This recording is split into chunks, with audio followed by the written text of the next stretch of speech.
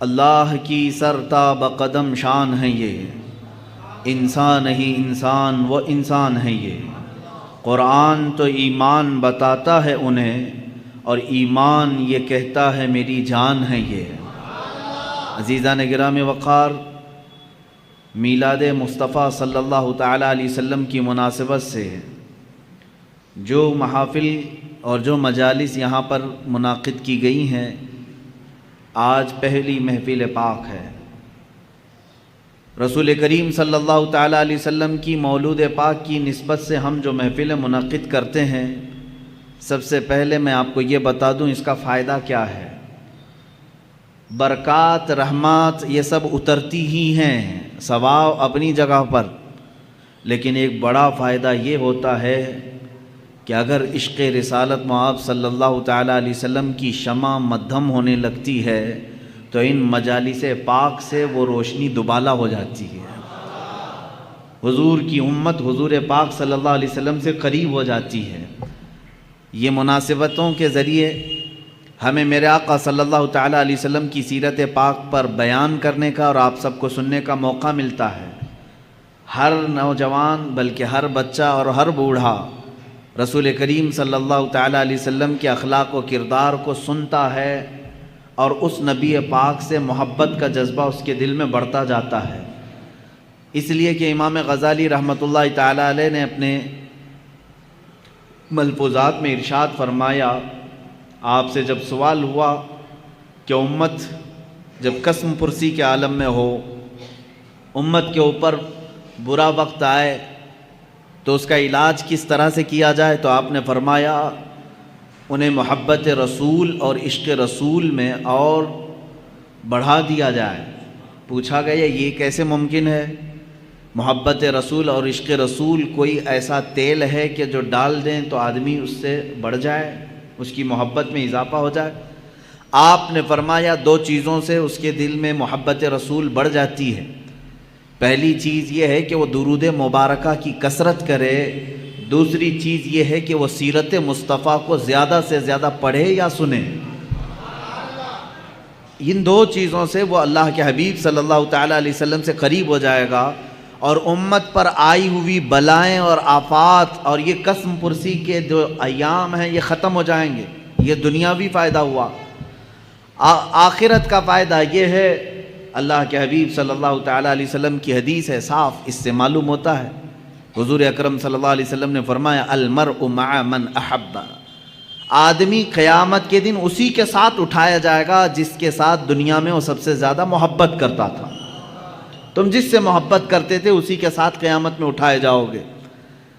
اور اس حدیث پاک کے بعد حضرت انس رضی اللہ تعالیٰ عنہ فرماتے ہیں فخر کرنے لگا میں اپنی زندگی پر، اس لیے کہ میں رسول پاک صلی اللہ علیہ وسلم سے دنیا میں سب سے زیادہ محبت کرتا ہوں، اور اللہ کے حبیب کے فرمان کے مطابق کل قیامت کے دن میں اپنے مصطفیٰ کے ساتھ اٹھایا جاؤں گا۔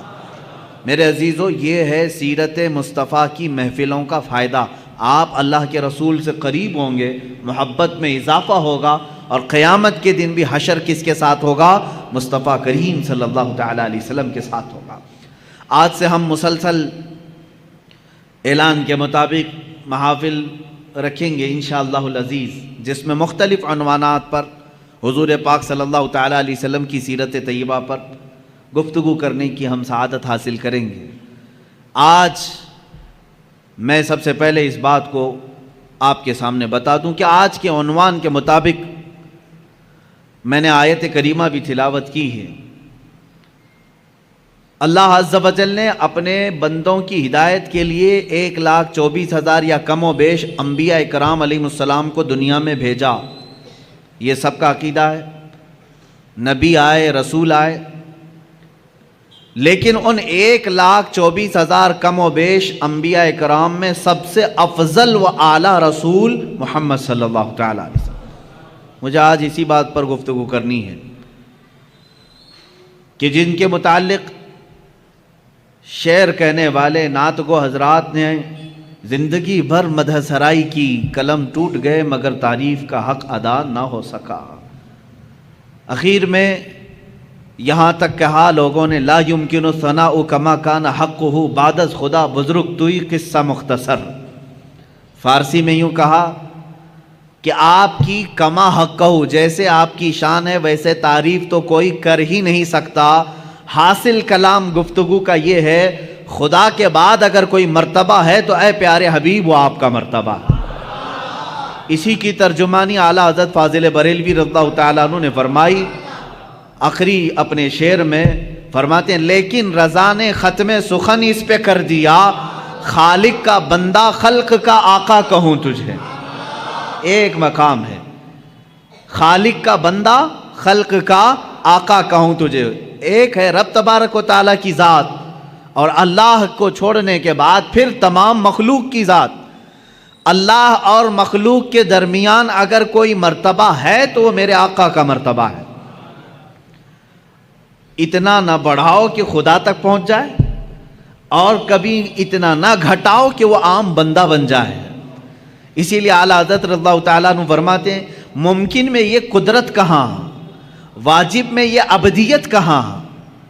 یعنی اگر میں یہ سمجھ لوں کہ یہ قدرت کے برابر ہے حضور پاک کی ذات، یہ بھی جائز نہیں۔ میں حضور صلی اللہ تعالیٰ علیہ وسلم کو خدا نہیں کہہ سکتا، میرا عقیدہ نہیں ہے۔ ہم تثلیث کی طرح قائل نہیں ہیں، جیسے عیسیٰ علیہ السلام کو خدا کا بیٹا کہہ گئے۔ مسلمان اپنے رسول سے بے انتہا محبت کرتا ہے لیکن خدا کا درجہ نہیں دیتا۔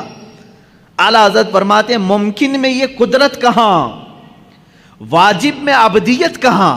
یعنی عام بندہ کہوں یہ بھی نہیں بنتا مجھ سے، قدرت کہوں یہ بھی نہیں بنتا۔ حیران ہوں، یہ بھی ہے خطا، یہ بھی نہیں وہ بھی نہیں، عام بندہ بھی نہیں اور قدرت بھی نہیں۔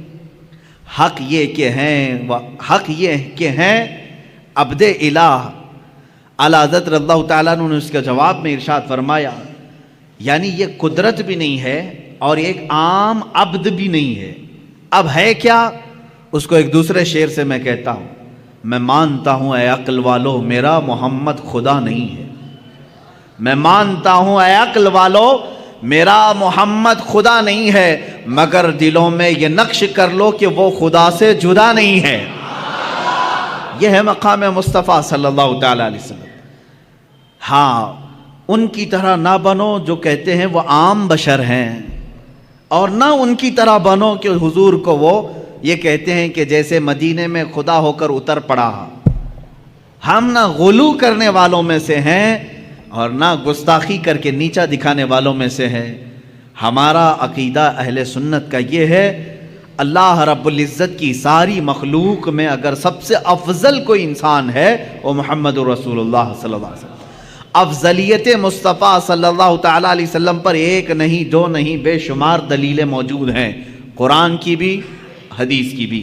قرآن کہتا ہے تلک الرسل فضلنا بعضهم علی بعض، یہ وہ رسول ہیں جن میں سے ہم نے بعض کو بعض پر فضیلت دی ہے۔ رسولوں میں بعض کو بعض پر فضیلت دی گئی ہے یا نہیں ہے؟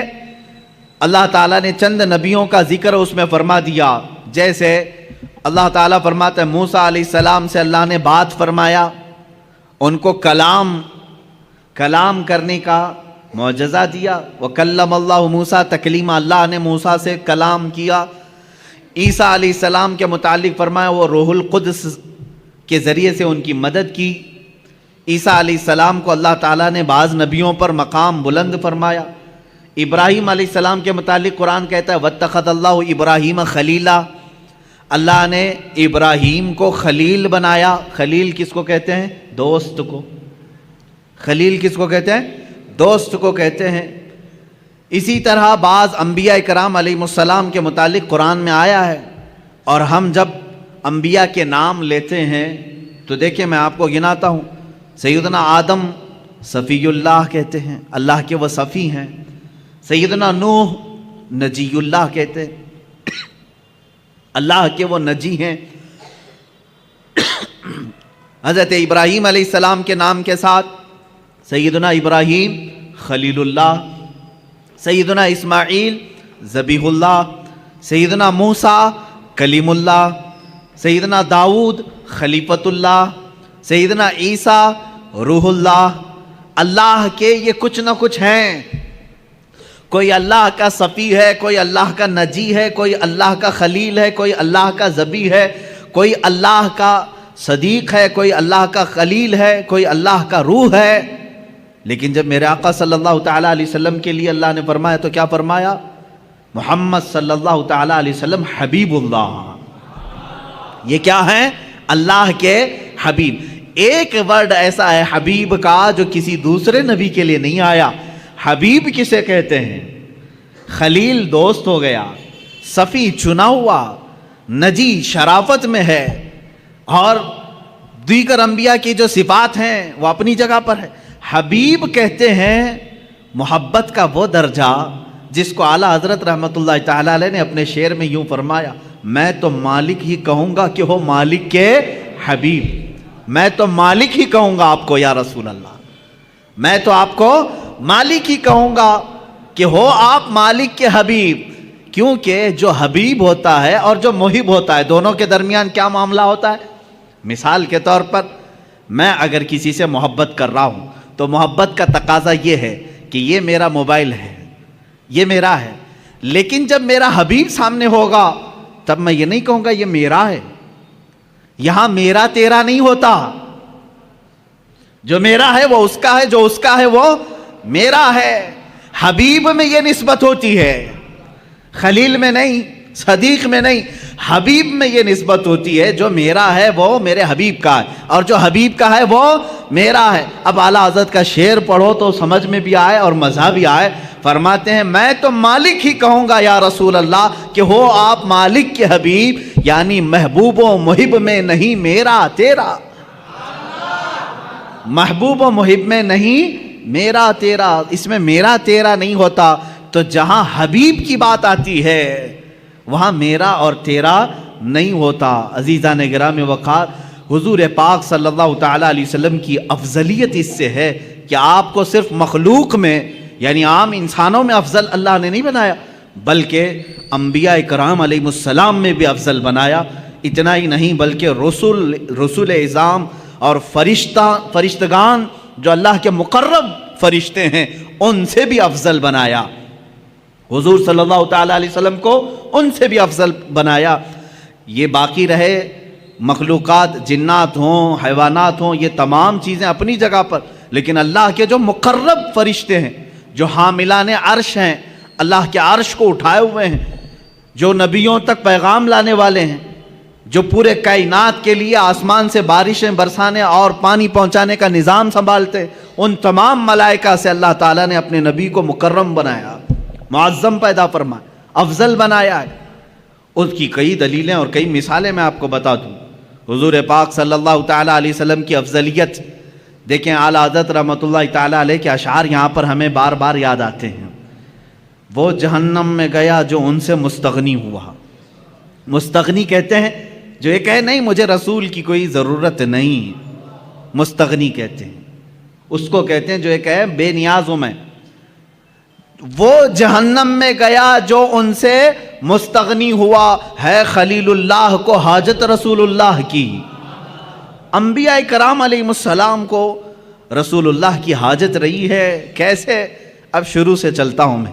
سب سے پہلے انسان، سب سے پہلے نبی، سب سے پہلے رسول آدم علیہ الصلاۃ والتسلیم ہے. جب آدم علیہ الصلاۃ والتسلیم کی پیدائش ہوئی، ولادت ہوئی، تو جانتے ہیں آپ ولادت کے احوال اور قوائف پڑھیں تو تفاسیر میں یہ بات ملتی ہے کہ زمین سے مختلف علاقوں کی مٹی لائی گئی، فرشتوں نے لا کر کے گوندھا، جنت کے پانی سے اسے گوندھا گیا، اور اس کے بعد ایک شکل بنائی گئی. شکل بنانے کے بعد یہ تو جسم کی شکل ہوئی. اللہ رب العزت نے اب اس میں روح ڈالنی تھی. روح کیا چیز ہے؟ قرآن میں اللہ تعالیٰ نے فرمایا روح جو ہے یہ اللہ کا نور ہے، اللہ کا امر ہے. یسألونک عن الروح قل الروح من امر ربی. اللہ نے فرمایا کہ روح جو ہے اللہ کا حکم ہے یا اللہ کا نور ہے. نور جب یہ جسم میں ڈالنا ہوا، کس میں؟ آدم علیہ السلام کے جسم پاک میں، جس کو فرشتوں نے گوندھا تھا مٹی سے اور پانی سے، اور اس کو آگ سے تپا کر کے گرم کیا گیا تھا. 4 عناصر اس کے اندر رکھے گئے تھے. اب آدم علیہ السلام کے روح ڈالنی تھی جسم کے اندر، تو بزرگان دین نے لکھا ہے کہ روح کو ڈالا گیا، روح باہر آ گئی، کیونکہ روح نور ہے اور جسم مٹی سے بنا ہوا اندھیرا ہے. اندھیرا اور نور ایک جگہ جمع نہیں ہوتے. نور آیا تو اندھیرا نہیں ہوگا, اور اندھیرا ہے تو اس کا مطلب نور نہیں ہے. روح کا اور جسم کا ملاپ کیسے ہو؟ روح باہر آئی, پھر ڈالا گیا, وہ باہر آئی. روح کہنے لگی کہ مولا اس میں گھبراہٹ ہے, اندھیرا ہے, روح کو اس میں قرار پانا ہے. بزرگان دین ائمہ تفاسیر نے لکھا ہے کہ اللہ تعالیٰ نے روح کو اس کے اندر قرار رکھنے کے لیے آدم علیہ السلام کی پیشانی میں نور محمدی کو رکھا, مصطفیٰ کریم صلی اللہ تعالیٰ علیہ وسلم کے نور پاک کو رکھا, اور پھر روح کو ڈالا گیا. آدم علیہ السلام کے جسم پاک میں روح آئی, آپ کو پہلی مرتبہ ایک چھینک آئی, اور آپ نے الحمدللہ کہا. یہاں سے ہے انسان کے سانس لینے کی ابتدا. میرے عزیزو, کائنات پہ سب سے پہلا انسان جو روح والا بنا اور سانس لینے کے قابل بنا, تو میں یہ کہتا ہوں کہ وہ نور محمدی کے صدقے میں سانس لیا. سانس لیا ہے کس کی بدولت؟ نور محمدی کے بدولت. مصطفیٰ کریم صلی اللہ تعالیٰ علیہ وسلم کا نور پاک آدم علیہ السلام کی پیشانی میں رکھا گیا. اب یہ نور جو ہے منتقل ہوتے ہوئے میرے آقا صلی اللہ علیہ وسلم کے والد ماجد تک آیا ہے. انشاءاللہ العزیز جب موقع آئے میلاد پاک کا, میں اس نور کے منتقل ہونے کی کیفیت کو بھی عرض کروں گا. آدم علیہ الصلوۃ والتسلیم کی بیداری کس کی بدولت؟ نور محمدی کی بدولت. جب آپ بیدار ہوئے, اتنا ہی نہیں, جلوہ محمدی کو کہاں کہاں دیکھو, جہاں دیکھا وہاں پایا. آدم علیہ السلام جب بیدار ہوئے, فرشتوں کو حکم ہوا کہ انہیں سجدہ کرو. فرشتے سجدہ کیے, ابلیس انکار کیا, مردود ہوا, اور اس کے بعد آدم علیہ الصلوۃ والتسلیم کو جنت میں ٹھہرایا گیا. آدم علیہ السلام جنت کے ہر دروازے کو دیکھتے, ہر دیوار کو دیکھتے. فرماتے ہیں ہر دروازے پر, ہر دیوار پر لکھا ہوا تھا لا الہ الا اللہ احمد رسول اللہ. آسمانوں میں میرے نبی کا نام کیا ہے؟ احمد ہے. زمینوں میں میرے آقا کا نام محمد ہے. عزیزان گرامی, آدم علیہ السلام نے جگہ جگہ پر کیا نام دیکھا؟ حضور پاک صلی اللہ علیہ وسلم کا نام رب ذوالجلال کے نام کے ساتھ. آپ سنیے, یہ خیال آپ کے دل میں تھا, سوال بھی کیا آپ نے مولا سے, اے رب ذوالجلال تیرے نام کے ساتھ یہ ایک دوسرا نام کس کا ہے؟ اللہ رب العزت نے فرمایا وہ میرے حبیب کا نام ہے. وہ کہاں رہتا ہے؟ اللہ نے فرمایا وہ تو تیری ہی نسل میں بآخری زمانے میں پیدا ہوگا. یہ بات آئی گئی. آدم علیہ الصلوۃ والتسلیم کو اللہ تعالیٰ نے جنت میں ٹھہرانے کے بعد حکم فرمایا تھا, آپ کے جسم پاک سے حوا کو پیدا کیا گیا, اور اس کے بعد حکم ہوا کہ تم دونوں جنت میں ٹھہری رہو. لیکن ایک درخت تھا جنت میں جس کے قریب جانے سے اللہ نے منع فرمایا تھا, لا تقربا هذه الشجرہ, اس درخت کے قریب مت جانا. اللہ بہتر جانتا ہے وہ کیا حکمت تھی. اس درخت کے متعلق بڑے الگ الگ اقوال ہیں, وہ کون سا درخت تھا, کس پھل کا درخت تھا, لیکن بس اتنا تھا کہ اللہ نے وہاں جانے سے منع کیا تھا.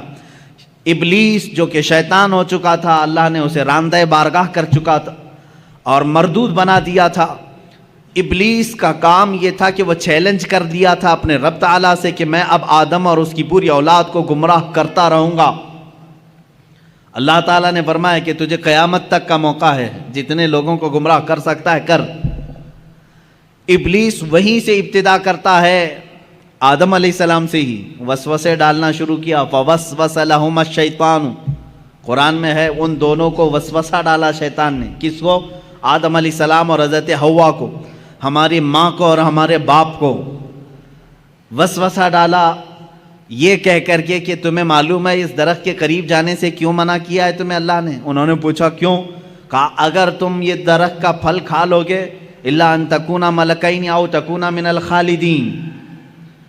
اس نے کہا کہ اگر تم یہ پھل کھا لو گے تو یا تو بڑے معزز فرشتے بن جاؤ گے یا تو ہمیشہ جنت میں ہی رہو گے, اور جو نہیں کھاتا وہ جنت سے نکل جائے گا. ان کو ایسا لگا کہ جنت چھوڑنا نہیں چاہیے. تو ہو سکتا ہے انبیاء کرام علیہ السلام کی بات ہے, میں بڑے ادب سے یہاں کہوں گا, آدم علیہ السلام اور حضرت بی بی حوا کے درمیان بات چیت ہوئی, آخر کار وہ پھل کھا لیے, قریب بھی گئے, پھل کھا بھی لیے, اور اللہ رب العزت کا عتاب ہوا. اللہ نے فرمایا اب اترو تم زمین پر جاؤ، زمین پر اتار دیا گیا، دونوں کو الگ الگ اتارا گیا۔ حضرت آدم علیہ السلام کو اللہ تعالیٰ نے سرندیب پہاڑ پر اتارا، بی بی حوا کو جدہ میں عرب کے علاقے میں اتارا، دونوں الگ الگ زندگی گزارتے رہے۔ لیکن آدم علیہ السلام کو اس پھل کے کھانے پر افسوس رہا، روتے رہے، توبہ کرتے رہے، بار الہ تو نے منع کیا تھا، میں کھا لیا، تو مجھے معاف کر۔ آدم علیہ السلام سب سے زیادہ رونے والوں میں شمار ہوتے ہیں، اتنا روئے تھے کہ تقریباً 300 سال کا عرصہ گزر گیا تھا۔ آدم علیہ السلام نے بے انتہا آہو بکا کی اللہ کی بارگاہ میں۔ اب مجھے جو بات عرض کرنی ہے یہ پورے واقعے میں وہ اب حاصل کلام یہ ہے، آدم علیہ السلام 300 سال روتے رہے، جنت میں رہے، جنت سے اترے، زمین پر آئے، 300 سال رہے، روتے رہے، اللہ کی طرف سے کوئی پیغام نہیں، توبہ قبول ہوئی نہیں ہوئی اس کے متعلق کوئی اشارہ نہیں۔ 300 سال کے بعد خود اللہ قرآن میں فرماتا ہے ہم نے آدم کے دل میں ایک بات ڈال دی۔ وہ بات کیا تھی؟ فَتَلَقَّى آدَمُ مِن رَبِّهِ كَلِمَاتٍ، اللہ نے اپنے آدم علیہ السلام نے اپنے رب سے کچھ کلمات سیکھ لیے۔ وہ کلمات کیا تھے؟ آدم علیہ السلام 300 سال پہلے کی بات یاد کرنے لگے، جب اللہ نے میرے جسم میں روح ڈالی اور روح سے میں بیدار ہوا، جنت کی ہر کھڑکی ہر دروازے پر میں نے ایک نام دیکھا تھا میرے خدا کے نام کے ساتھ، یہ بات یاد آئی، وہی کلمہ یاد آیا، وہی کلمہ یاد آیا جو جنت کی ہر در و دیوار پر لکھا ہوا تھا۔ تب آپ نے عرض کیا اے مولا، جس کا نام تو نے اپنے نام پاک کے ساتھ لکھا ہے، اگر وہ تیرا محبوب ہے تو اس کی بدولت میری توبہ کو قبول فرما لے۔ اللہ رب العزت نے فوراً جبرائیل امین کو بھیجا اور فرمایا فتاب علیہ، اللہ نے تمہاری توبہ قبول کر لی۔ اللہ توبہ کے قبول ہونے میں اتنی سرعت، اتنی جلدی، اتنی تیزی اگر کسی نام کی وجہ سے ہے تو محمد عربی صلی اللہ علیہ وسلم کی۔ قرآن نے یہی کہا ہے اگر اے مومنو اگر تم اپنی جانوں پر ظلم کر لو، گناہ ہو جائے تو کہاں آؤ؟ قرآن میں ہے مسجد میں آؤ نہیں، کعبے میں آؤ نہیں، اے مومنو تم میرے رسول کے پاس آؤ، جاؤکا، اے رسول یہ تمہارے پاس آ جائیں، اور اگر آپ ان کے لیے سفارش کر دیں تو اللہ ان کی توبہ قبول کرے گا۔ اب اندازہ کریں آدم علیہ السلام کی توبہ قبول ہوئی، برکت کس کی تھی؟ محمد عربی صلی اللہ علیہ وسلم کی۔ مصطفیٰ کریم صلی اللہ تعالیٰ علیہ وسلم کا نام پاک آپ نے لیا اور دعا قبول ہوئی۔ اب سنیے ایک اور مزے کی بات، بعض روایات میں یہ بات ملتی ہے کہ آدم علیہ السلام خوش ہوئے، جبرائیل آئے جنت سے پیغام لے کر، اللہ تعالیٰ نے آپ کی توبہ قبول فرمائی۔ آدم علیہ السلام نے کہا وہ نام اتنی برکت والا، وہ نام اتنی عظمت والا، وہ نام اللہ رب العزت کی بارگاہ میں اتنے مقام و مرتبے والا، اے مولا اس نام پاک کی ذات اور اس کی ہستی کا ایک بار مجھے بھی تو دیدار کرا دے، ایک بار مجھے دیدار کرا دے۔ جو لوگ یہ کہیں کہ حضور پاک صلی اللہ علیہ وسلم کو 40 سال کے بعد نبوت ملی تھی، وہ یہ بات سنیں، ابھی دنیا وجود میں ہی نہیں آئی، کوئی بچے نہیں ہوئے آدم علیہ السلام کے، تب آدم علیہ السلام عرض کر رہے مولا اس شکل محمدی کو میں دیکھنا چاہتا ہوں جس کی بدولت میری دعا قبول ہوئی۔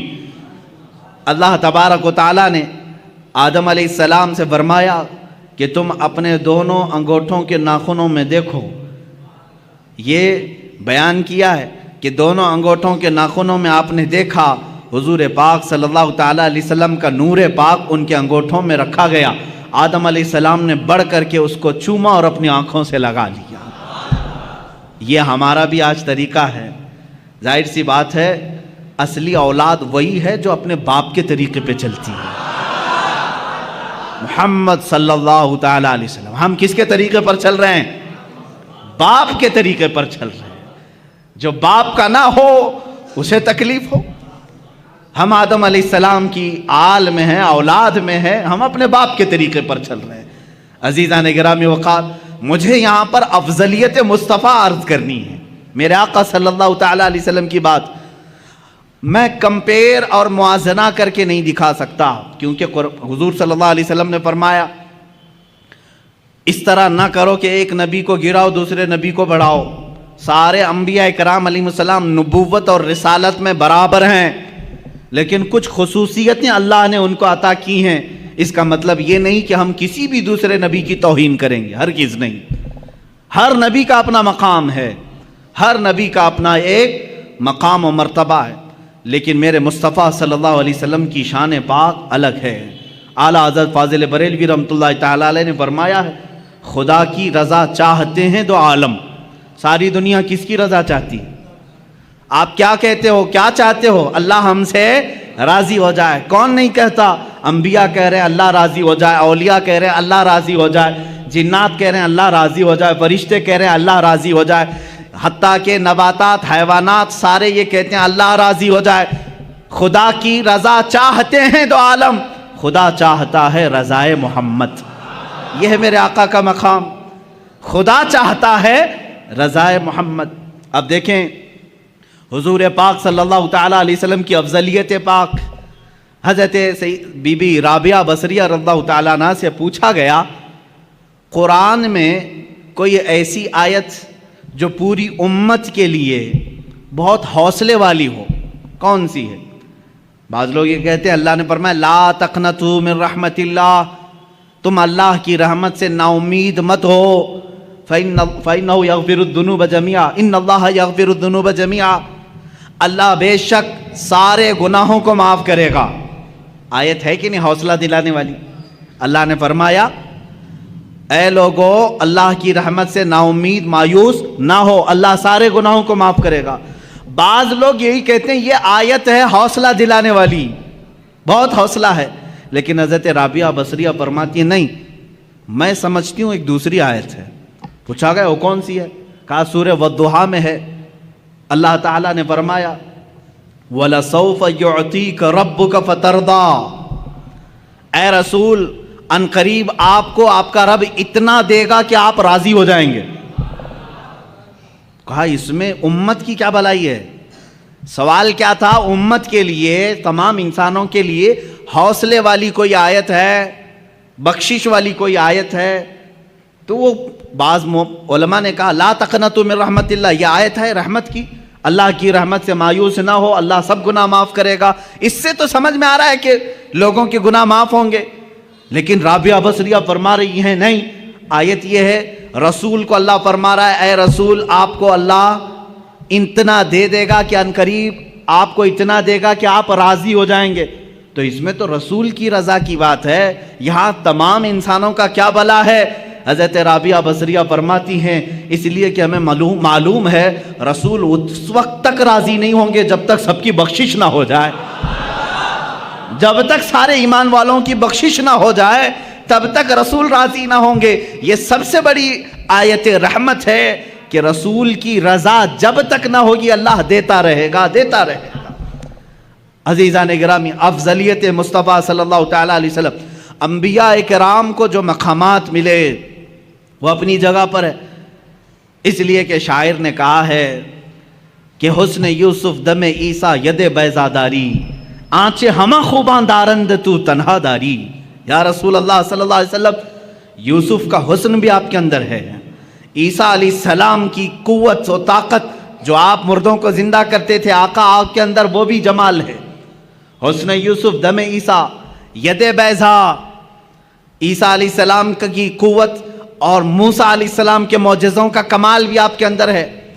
آنچے ہما خوباں دارند، یہ سارے نبی جتنے معجزے رکھتے تھے یا رسول اللہ تو تنہا داری، آپ کے اکیلے کے اندر وہ سب موجود ہیں. وہ ساری چیزیں اللہ نے آپ کو انعام میں عطا کی. میں تفصیل سے اگر بتاتا چلوں تو سارے معجزات ایک الگ عنوان ہے، انشاءاللہ 12 روز کے اندر معجزات مصطفیٰ بھی میں عرض کروں گا. لیکن اولیاء انبیاء کرام علیہ السلام میں افضلیت جس رسول کو حاصل ہے وہ میرے آقا صلی اللہ علیہ وسلم کی شان. دیکھیں اللہ تبارک و تعالیٰ نے حضور اکرم صلی اللہ تعالیٰ علیہ وسلم کو اولین کا بھی سردار بنایا، آخرین کا بھی سردار بنایا. خود میرے آقا فرماتے ہیں انا سید الاولین والآخرین، میں اولین کا بھی سردار ہوں، آخرین کا بھی سردار ہوں. اور یہی سرداری ہی تو ہے. سب سے بڑی افضلیت کہاں ثابت ہوتی ہے؟ اس وقت جب اللہ رب العزت معراج میں اپنے حبیب کو بلا رہا ہے.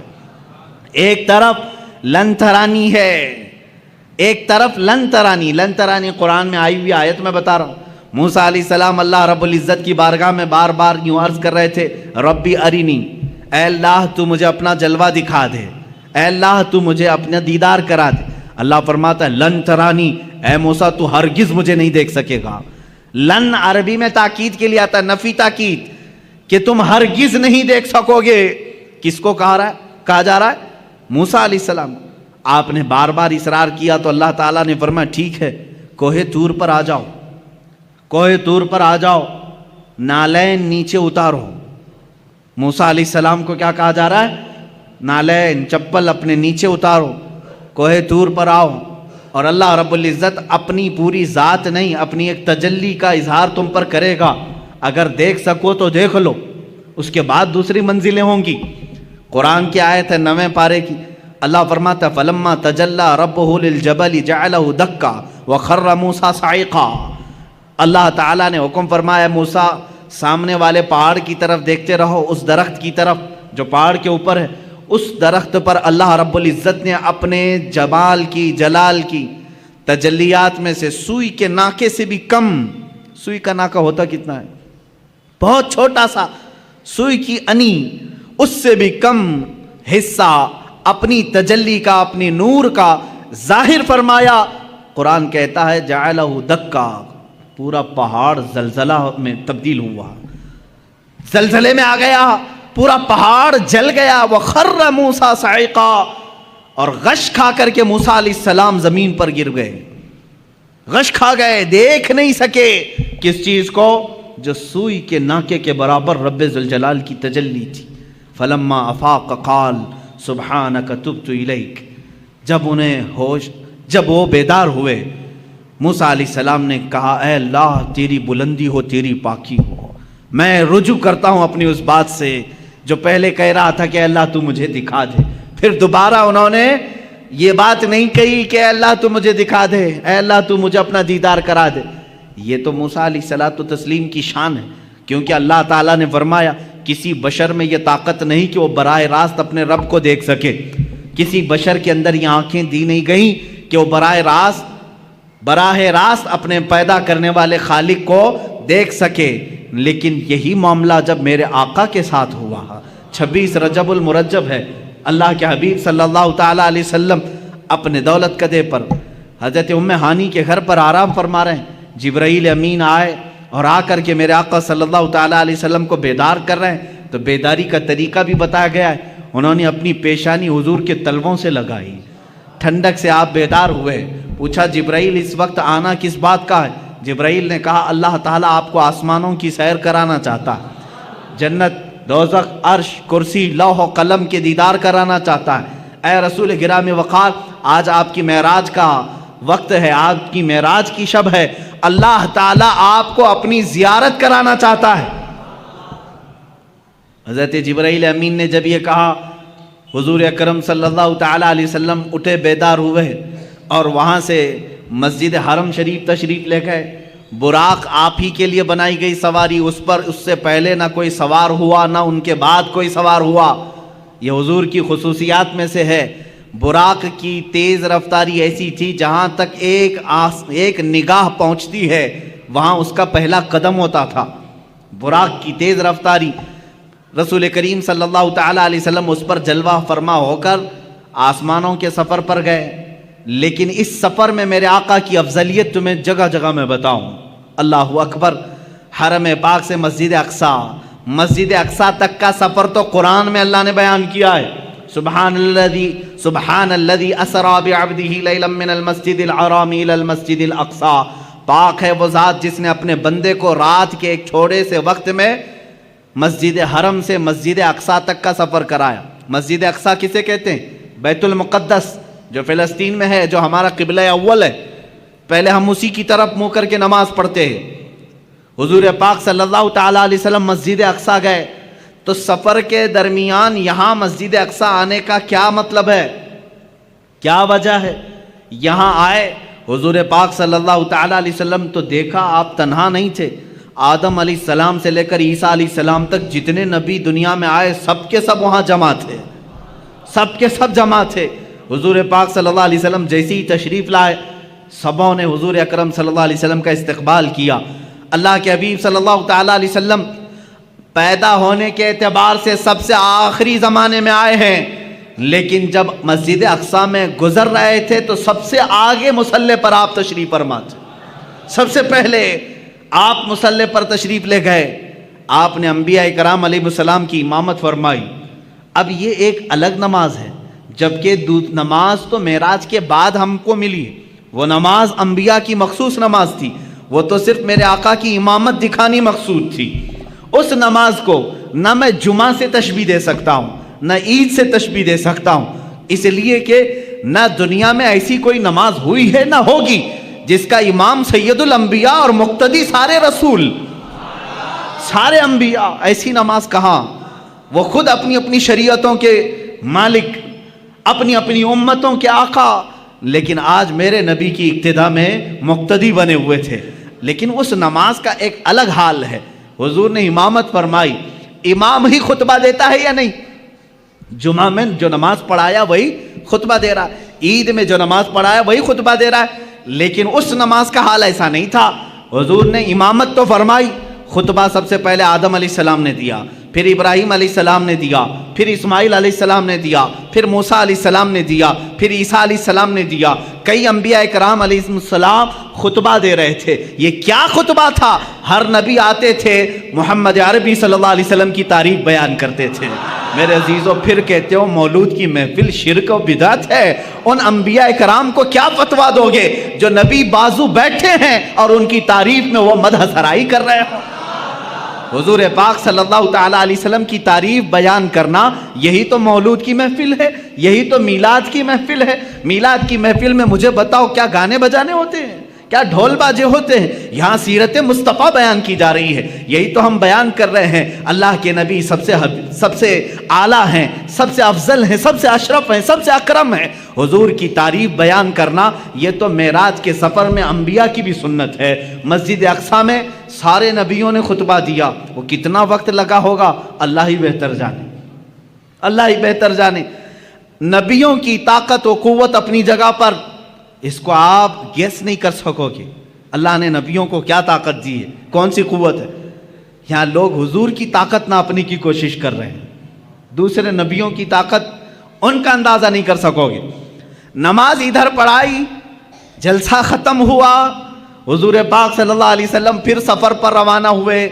کہاں؟ اب آسمانوں کا سفر تھا. جبکہ فرمایا گیا ہے آسمانوں کا سفر براق پر، اور وہ بھی تیز رفتار براق. لیکن حدیث میں یہ ملتا ہے میرے آقا صلی اللہ تعالیٰ علیہ وسلم پہلے آسمان پر جب پہنچے، دروازہ کھٹکھٹایا گیا. آسمان کا دروازہ ہے، یہ اللہ بہتر جانے. فرشتوں نے دروازہ کھولا اور جیسی پہلے آسمان پر آپ گئے، میرے آقا فرماتے میں نے آدم علیہ السلام سے ملاقات کی. کس سے؟ آدم علیہ السلام سے ملاقات کی. آدم علیہ السلام وہاں استقبال کے لیے تھے. ہر آسمان پر اللہ کے نبی صلی اللہ علیہ وسلم نے ایک ایک نبی سے ملاقات کی.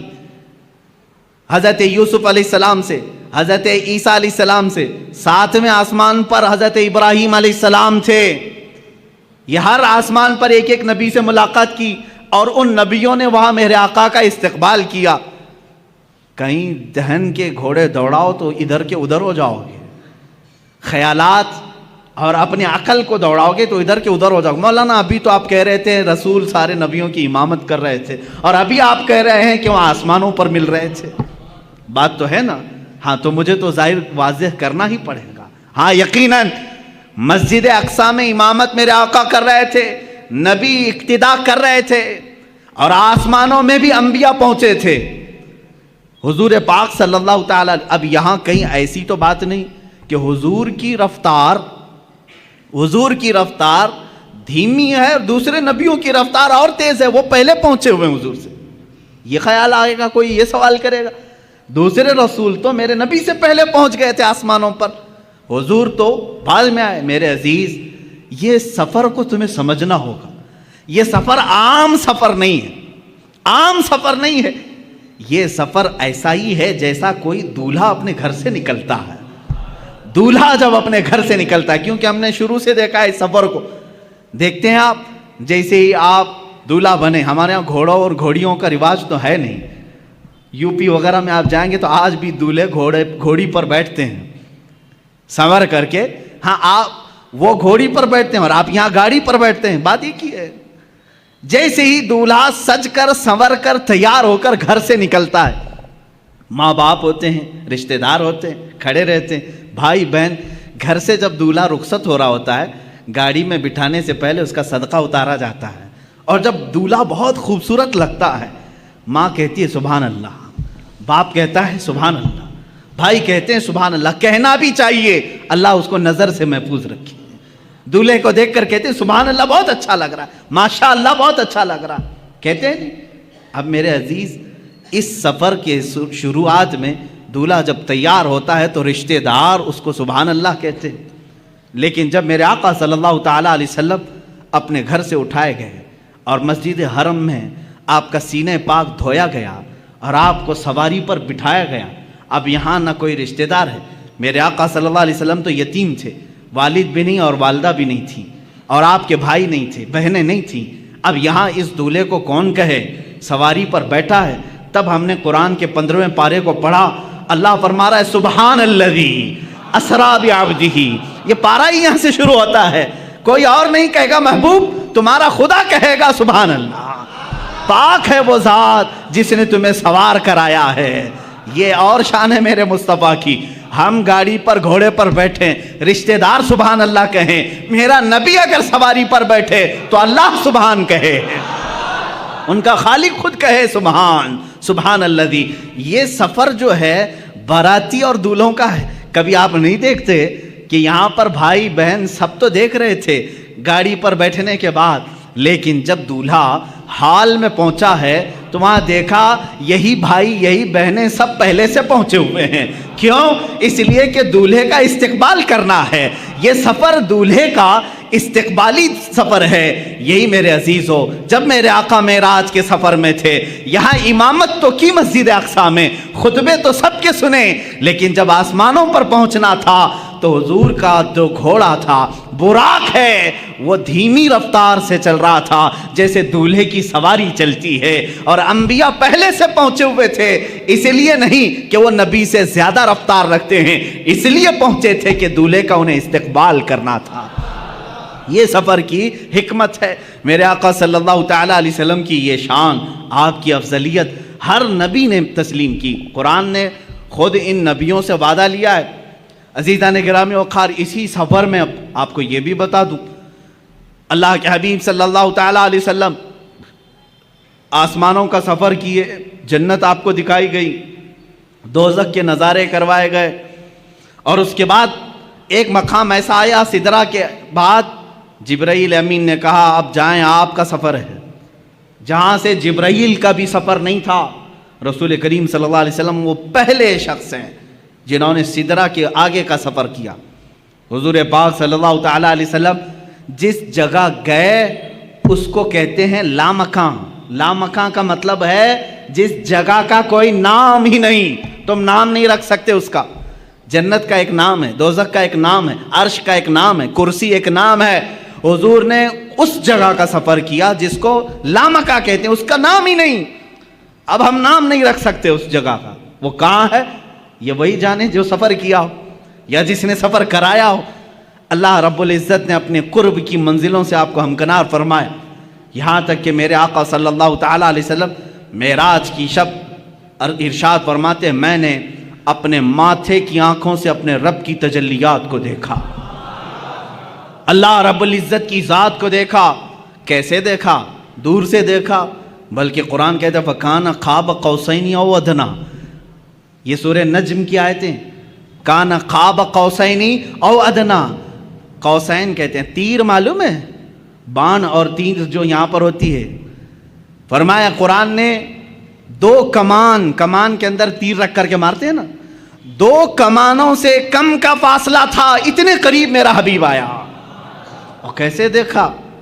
मूसा अलैहिस्सलाम ने कोहे तूर पर जो देखा वो बहुत छोटी सी तजल्ली थी, और कैसे अभी पूरा देख ही नहीं पाए थे, पलक झपक रहे थे, तभी गश खाकर गिरे। और अल्लाह के हबीब सल्लल्लाहु अलैहि वसल्लम कैसे देखे? नबी से नहीं, कुरान से ही पूछें। سورہ نجم میں اللہ فرماتا ہے ما زاغ البصر وما طغى، ایسا دیکھا حبیب نے کہ نہ کبھی آنکھ جھپکی نہ پلٹی، اپنے رب کو دیکھتے رہے. لقد رأى من آیات ربہ الکبریٰ، اپنے رب کی نشانیوں کو دیکھتے رہے جیسے پوری آنکھیں کھلی رکھ کر کے کوئی دیکھتا ہے. کون یہ کس نے دیکھا؟ یہ موسیٰ سے پوچھے کوئی. کس نے دیکھا؟ یہ موسیٰ سے پوچھے کوئی. آنکھ والوں کی ہمت پہ لاکھوں سلام.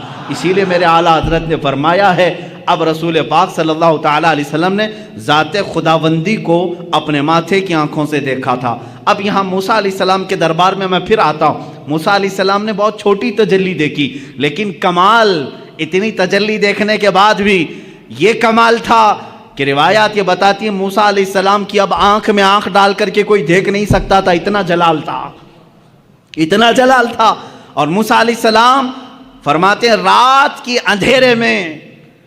اندھیرے میں 3 میل دور، 3 میل کا مطلب ہوا 4.5 کلومیٹر، 4.5 کلومیٹر دور تک اگر کسی پتھر پر کوئی کالی چیونٹی چل رہی ہو، موسیٰ علیہ السلام فرماتے ہیں میں اس کو آرام سے دیکھ سکتا ہوں.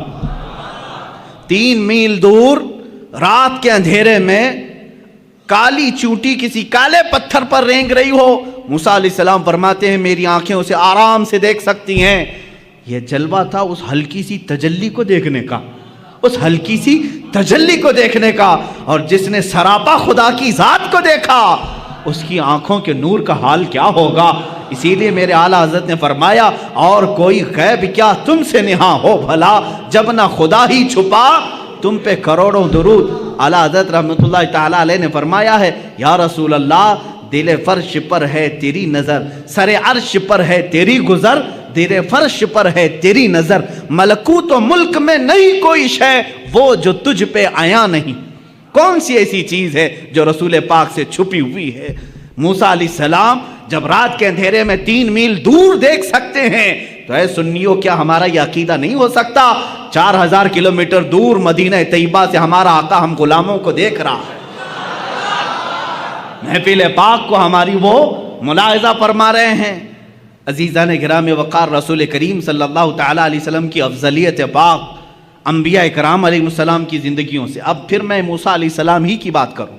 جب آپ سنتے ہوں گے معراج کے واقعات تو یہ بات تو ضرور سنتے ہوں گے 50 نمازیں دی گئی تھی حضور کو امت کے لیے تحفہ، لیکن کم کس نے کرایا؟ موسیٰ علیہ السلام نے.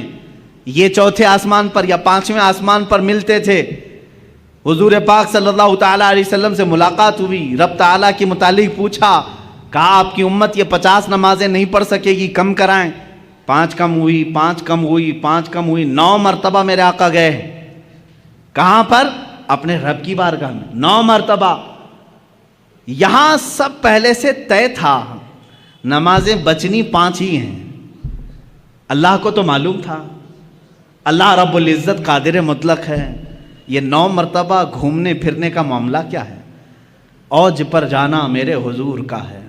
حضور پاک صلی اللہ تعالیٰ علیہ وسلم بار بار جا رہے ہیں. موسیٰ علیہ السلام کو جب معلوم تھا کہ یہ امت 5 سے زیادہ نہیں پڑھ سکتی تھی تو جب 50 حضور لے آئے تھے سیدھے کہہ دیتے اے رسول جائیں ڈائریکٹ 45 کم کرا کے آ جائیں. موسیٰ علیہ السلام نے ایک بار بھی نہیں کہا اور کم کرائیں. کتنا؟ یہ نہیں، اور کم کرائیں، اور کم کرائیں. 5 بچے رہ گئے جبکہ موسیٰ علیہ السلام اب بھی کہہ رہے تھے اور کم کرائیں. یہ حدیث پاک میں اللہ کے نبی صلی اللہ علیہ وسلم نے آخر میں فرمایا اب مجھے حیا آتی ہے کم کرانے میں. حضور نے آخر میں فرمایا. اب اس کی حکمت جو سیرت نگار بزرگان دین ہیں فرماتے ہیں بات در حقیقت نمازوں کے کم کرانے کی نہیں تھی.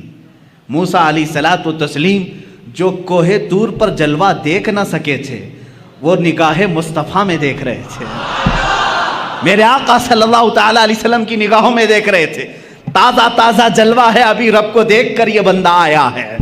اللہ رب العزت کا خصوصی بندہ، اس کا حبیب، اس کا محبوب ابھی یہ جلوہ دیکھ کر آیا ہے.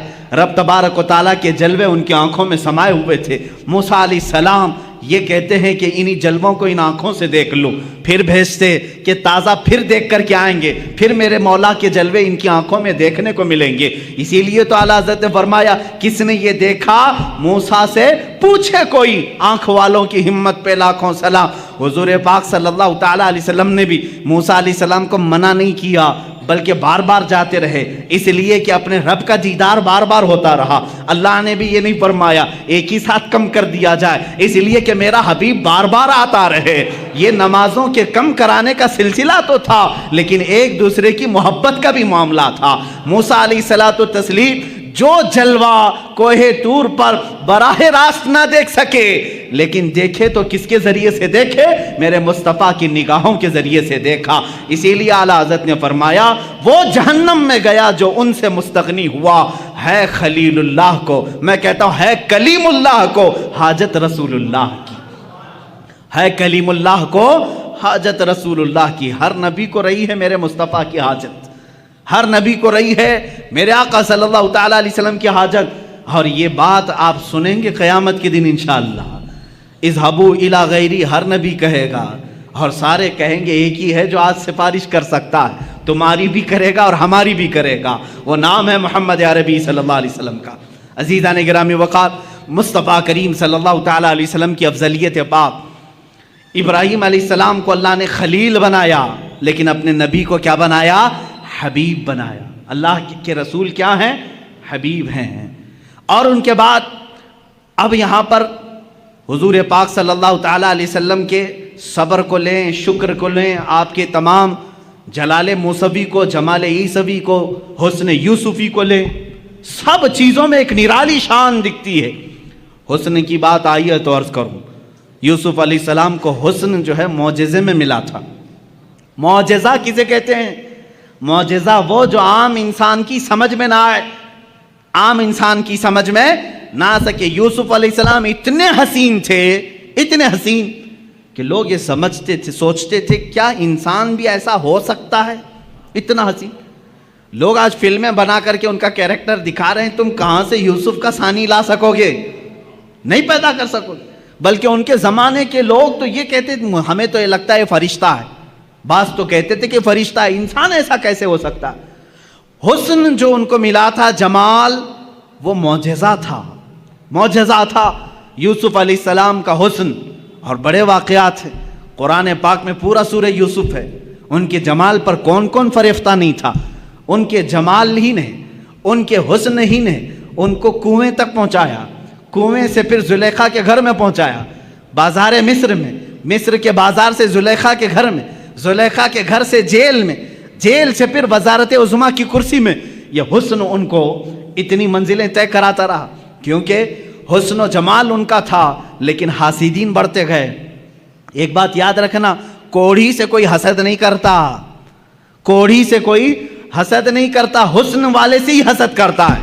اگر تمہارا کوئی حاسد ہے تو شکر کرو اللہ کی بارگاہ میں، کوئی تو نعمت ہے میرے اندر اس لیے حسد کر رہا ہے۔ کوڑ والے سے کون حسد کرے گا؟ جو کھوڑ پھٹکا ہوتا ہے اس سے حسد نہیں کیا جاتا، حسن والے سے حسد ہوتا ہے۔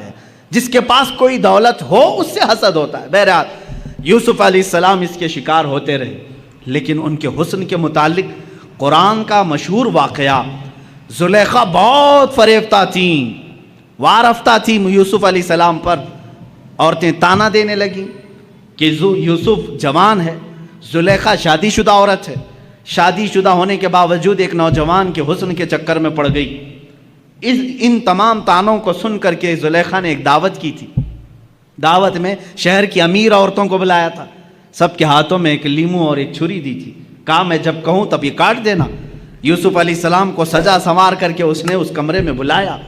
جب وہ آئے تو یوسف علیہ السلام کمرے میں جیسے داخل ہوئے، زلیخا نے کہا اے عورتوں، اے بیبیوں، اپنے لیمو کاٹ دو۔ عورتیں وہ حسن یوسف کو پہلی بار دیکھ رہی تھی، پہلی بار دیکھ رہی تھی، اور یوسف علیہ السلام کا جمال دیکھنے میں ایسے ماہ ہو گئیں، غرق ہو گئیں، ڈوب گئیں کہ لیمو چھوٹ گیا، انگلیاں کٹ گئیں، انگلیاں، چاروں انگلیاں کٹ گئیں، تیز چاقو دیر ہوگی، سب کٹ گئی۔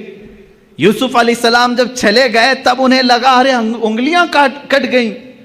مجھے بتاؤ یہ واقعہ آپ نے سنا تھا نا؟ قرآن کا واقعہ ہے، سورہ یوسف 12ویں پارے میں یہ موجود ہے، جا کر پڑھ لینا۔ یہ حسن یوسف ہے، لیکن آؤ حسن مصطفیٰ کے دربار میں۔ میرے آقا صلی اللہ تعالیٰ علیہ وسلم کا جمال کیا تھا؟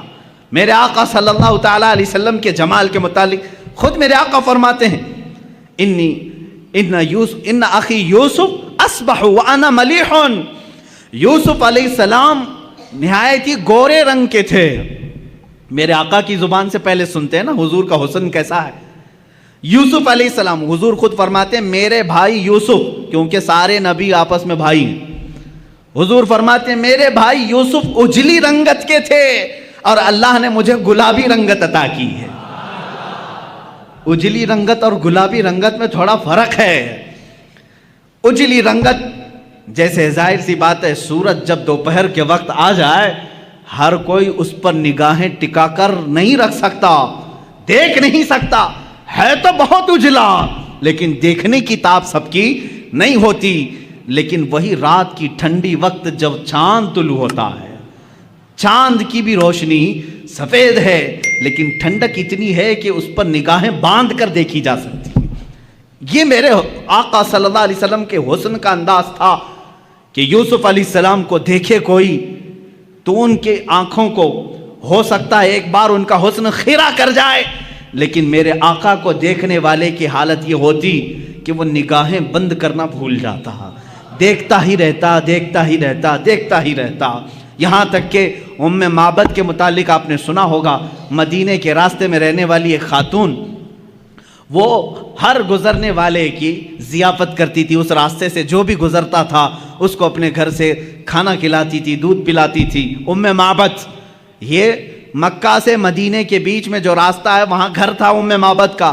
ہجرت کا جب موقع تھا میرے آقا کا، حضور صلی اللہ علیہ وسلم اور حضرت ابوبکر اسی راستے سے گزر رہے، رات کا وقت تھا، ام معبد کا گھر آیا۔ حضرت ابوبکر نے کہا آقا یہ بڑی مہمان نواز عورت ہے، بہت اچھی ضیافت کرتی ہے، ایک رات یہاں رک جاتے ہیں۔ اللہ کے نبی وہاں رک گئے۔ ام معبد نے دیکھا مہمان آئے، اتفاق ایسا، ام معبد کہتی ہے میری زندگی میں پہلی رات ایسی آئی تھی جب میرے گھر میں دودھ کا ایک قطرہ بھی نہیں تھا، کچھ بھی نہیں تھا، کچھ بھی نہیں تھا۔ جو بکریاں تھی وہ ان کے شوہر چرانے کے لیے لے گئے تھے، نہیں لائے، 2 دن 3 دن کے بعد آتی تھی۔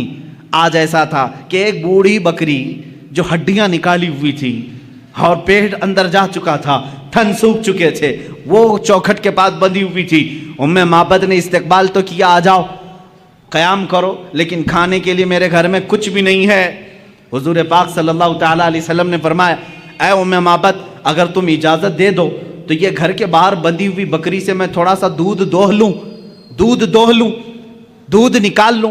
ام معبد نے کہا اگر یہ دودھ دینے کے لائق ہوتی تو میرے گھر میں کیوں رہتی، دوسری بکریوں کے ساتھ چرنے کے لیے جا چکی ہوتی۔ حضور پاک صلی اللہ تعالیٰ علیہ وسلم نے فرمایا تم ہمیں اجازت دے دو، بکریوں کا دودھ نکالنا ہمارا کام ہے۔ اللہ کے حبیب صلی اللہ تعالیٰ علیہ وسلم سے اس نے کہا اگر قطرہ 2 قطرہ مل جائے تو نکال لو، اگر قطرہ 2 قطرے مل جائیں تو دوہ لو۔ مصطفیٰ کریم صلی اللہ تعالیٰ علیہ وسلم اس بکری کی پشت پر اپنا بایاں ہاتھ رکھا، سیدھا ہاتھ اس کی تھن پر رکھا۔ صدیق اکبر فرماتے ہیں میری آنکھوں میں اچانک یہ معجزہ دکھا کہ بکری صحت و تندرست ہو گئی، توانا ہو گئی، اس کے تھن دودھ سے بھر گئے۔ اللہ کے حبیب صلی اللہ تعالیٰ علیہ وسلم دودھ دوہتے رہے، نکالتے رہے، پیالے بھرتے رہے۔ ام معبد کے گھر میں جتنے پیالے تھے سب دودھ سے بھر گئے۔ اور اس دن ام معبد کہتی ہے میری ساری بکریاں مل کر جو دودھ نہیں دیتی تھی، میری کمزور بوڑھی بکری نے اتنا دودھ ایک رات میں دیا تھا۔ وہ دودھ خود بھی پیا، ساروں کو پلایا، بلکہ ام معبد کہتی ہیں میں نے اپنے محلے کے سارے لوگوں کو دودھ بھیجا، پھر بھی میرے گھر میں بچا رہا۔ یہ رات کا قیام تھا میرے آقا کا۔ دوسری صبح ہوئی، حضور صلی اللہ تعالیٰ علیہ وسلم اپنے آگے کے سفر پر روانہ ہو گئے، لیکن ام معبد کا دیوانہ پن اب یہاں عروج پر آیا، اب یہ فریفتہ ہو چکی تھی۔ ایک رات کا قیام تھا میرے آقا کا۔ شوہر آئے، شوہر ام معبد کے آئے، کہا اے ام معبد گھر میں بھینی بھینی خوشبو کہاں سے آ رہی ہے، یہ ہلکی ہلکی روشنی کہاں سے آ رہی ہے، گھر میں کچھ تو بدلا بدلا سا دکھ رہا ہے۔ ام معبد نے کہا کیوں نہ بدلا بدلا دکھے، کل رات ایک عجیب سا مہمان ہمارے گھر آیا تھا، بہت عظیم مہمان تھا، اب جو مجھے عرض کرنا ہے وہ ام معبد کے الفاظ ہیں۔ پوچھا کون آیا تھا؟ اتفاق کی بات ہے ام معبد نے حضور کا نام ہی نہیں پوچھا تھا، کون ہیں آپ یہ پوچھا ہی نہیں تھا، وہ سب سے پوچھتی تھی لیکن حضور سے پوچھا ہی نہیں تھا، کیونکہ وہ اس وقت بڑی شرمندہ تھی کہ گھر میں کچھ نہیں ہے۔ اس نے تھوڑی دیر سوچا اور اپنے سے ہی نام خود بنا لیا، اپنے شوہر سے کہا کل رات جو آیا تھا اس کا نام مبارک تھا، کل جو آیا تھا اس کا نام مبارک تھا، عربی میں کہتے ہیں برکت دینے والے کو مبارک، اپنے سے نام رکھ لیا۔ کہا اچھا مبارک آیا تھا؟ شوہر نے کہا مبارک کیسا تھا؟ ام معبد نے کہا بس نہ پوچھو کیسا تھا، دور سے دیکھو تو ایسا لگتا ہے قریب ہے، قریب سے دیکھو تو ایسا لگتا ہے کہ حسن کا سارا نظام اسی چہرے میں جمع ہے، اور جب وہ بات کرے تو ان کے زبان سے مشک و عنبر کی خوشبو آئے، جب وہ مسکرائے تو دانتوں سے ایسی روشنی کہ گھر میں اجالا ہو جائے، جب وہ پانی پیے تو ایسا لگے کہ پانی اترتا ہوا گلے سے نظر آئے، اور اپنے ہاتھ کسی سے ملائے تو ایسے لگے جیسے ریشم کا کپڑا کسی میں رکھا گیا ہو۔ ان کے ہر عضو کو، ان کے جسم کو، ان کے جمال کو وہ بیان کرتی رہی۔ میرے پاس الفاظ نہیں ہیں میرے عزیزو، ام معبد کی حدیث پڑھو آنکھیں بھیگ جاتی ہیں، میرے نبی کا جمال وہ بیان کرتی رہی۔ اب ابو معبد جو شوہر ہے وہ کہتے ہیں بس کر ام معبد، اتنی تعریف تو آج تک میں نے پورے عرب میں کسی کی نہیں سنی، شعر و شاعری کرنے والے بھی اتنی تعریف نہیں کرتے جتنی تعریف تو کر رہی ہے۔ اب ام معبد سے کہا اب میری زندگی کا ایک ہی مقصد ہے کہ اس مبارک سے ایک بار ضرور ملوں گا، اس مبارک سے ایک بار ضرور ملوں گا۔ کہا اس مبارک کا نہ میں نے پتہ پوچھا نہ ایڈریس پوچھا، وہ کہاں سے آیا تھا کہاں گیا یہ بھی مجھے نہیں معلوم۔ یہ دو لوگ ایسے ہیں میرے عزیزو، یہ ام معبد جو حسن و جمال کو میرے آقا کا بتا رہی ہیں، حسن یوسف الگ ہے، حسن مصطفیٰ الگ ہے، میں یہاں حسن کی بات کر رہی ہوں۔ اسی حسن کو تلاش کرتے کرتے وہ زندگی بیتا گئی، اللہ کی بارگاہ میں دعا کرنے لگی اے بار الہ جو مبارک آیا تھا اس تک ایک بار مجھے رسائی دے دے، کسی بھی طرح پہنچا دے۔ ایک بار ایسا ہوا کہ وہ بکریاں چراتے ہوئے نکلی، بکریاں بہک گئی، بھٹک گئی، ایک بکری ادھر ایک بکری ادھر، چلتی چلتی بکریاں دوڑا رہی ام معبد کو، یہ بکریاں دوڑاتی دوڑاتی مدینے تک لے آئی، شہر قریب آ گیا۔ اب ام معبد رونے لگی کہ اگر شہر میں گھس گئی میری بکریاں داخل ہو گئیں تو چھوٹی چھوٹی گلیاں ہیں، میں کہاں سے پکڑ پاؤں گی، کس بکری کو ڈھونڈ پاؤں گی، کھلے میدان میں جمع تو کر سکتی ہوں، اب گلیوں میں بکریاں گئی تو کہاں سے ڈھونڈوں گی، رونے لگی۔ لیکن مدینہ آ گیا اور بکریاں شہر میں داخل ہو گئیں، سب ادھر ایک ادھر ایک گلیوں میں۔ اب ام معبد کا رونا ہچکیاں بند گئی، اب رونے لگی۔ ایک بات میں آپ کو بتا دوں کہ حضور کا دیدار اسی وقت ہوتا ہے جب کسی کا دل روتا ہے، جب کسی کا دل رونے لگتا ہے وہ مصطفیٰ کا دیدار ہو جاتا ہے۔ اسی لیے کہا ہے محمد کو ہم غم گساروں میں ڈھونڈو، محمد کو ہم غریبوں میں ڈھونڈو۔ عزیزان گرامی ام معبد رونے لگی۔ اتفاق کی بات ہے کہ حضرت ابوبکر صدیق کا گزر وہاں سے ہو رہا تھا، حضرت ابوبکر نے دیکھا اور پہچان لیا یہ ہماری مہمانی کرنے والی وہی خاتون ہے جو مکہ سے مدینہ آنے کے وقت بیچ راستے میں تھی۔ دیکھا آپ نے پہچان لیا، پوچھا ام معبد یہاں کیسے؟ وہ بھی چونک گئی، ارے تو وہی مبارک کے ساتھ آنے والا ساتھی تھا، تو یہاں کیسے؟ کہا میں تو یہیں رہتا ہوں۔ ام معبد نے کہا وہ مبارک کہاں ہے، وہ مبارک کہاں ہے؟ حضرت ابوبکر نے کہا کون مبارک، کون سے مبارک کی بات کر رہی؟ کہا وہی مبارک جو تیرے ساتھ آیا تھا، ایک رات میرے گھر قیام کیا، ایک رات میرے گھر قیام کیا تھا۔ صدیق اکبر مسکرائے، کہا اچھا تم نے ان کا نام مبارک رکھا، اللہ نے تو ان کا نام محمد رکھا ہے، وہ محمد ہیں۔ حضرت ابوبکر صدیق ام معبد کو لے کر کے بارگاہ مصطفیٰ میں پہنچے۔ اللہ کے نبی صلی اللہ تعالیٰ علیہ وسلم کو جیسے ہی وہ اپنے آنکھوں سے دیکھنے لگی پھوٹ پھوٹ کر کے رونا شروع کیا۔ کہا اے اللہ اب میری ساری بکریاں ختم ہو جائیں، اس لیے کہ میری زندگی کا مقصد مجھے مل گیا، اس چہرے پاک کو دیکھنا میرا مقصد تھا۔ اللہ کے نبی صلی اللہ تعالیٰ علیہ وسلم نے بے حساب اس خاتون کو عطا کیا۔ जानते हो वही बूढ़ी बकरी, वही हड्डियां निकाली हुई बकरी जो दूध देने के लायक नहीं थी, मौत का इंतजार कर रही थी, पूरे ज़माने मुस्तफ़ा में पूरे मोहल्ले को दूध देती थी, ज़माने अबू बकर सिद्दीक में दूध देती रही, ज़माने उमर फारूक में दूध देती रही, ज़माने उस्मान इब्न अफ़्फ़ान में जाकर के उस बकरी का इंतकाल हुआ। अज़ीज़ान गिरामी, ये थी मेरे मुस्तफ़ा करीम सल्लल्लाहु ताला अलैहि वसल्लम के हुस्न जमाल की कैफियत कि जो एक बार देख ले वो ज़िंदगी फिर उसी हुस्न की याद में गुजारते, उसी हुस्न की याद में गुजारते। अरे यूसुफ अलैहिस्सलाम के भाइयों ने भी हुस्न देखा था, लेकिन देखा उसके बाद ले जाकर कुएं में डाल दिया। ज़ुलेखा ने देखा लेकिन अपनी शादी करने का ख्याल किया, जेल में पहुंचा दिया। बादशाह ने देखा, वजीर बना लिया, लेकिन मुस्तफ़ा करीम सल्लल्लाहु ताला अलैहि वसल्लम का जिसने हुस्न देखा वो हुजूर को खरीदना नहीं चाहा, बल्कि जो देखा वो अपने आप को बेच दिया। ये सहाबा ने किया है।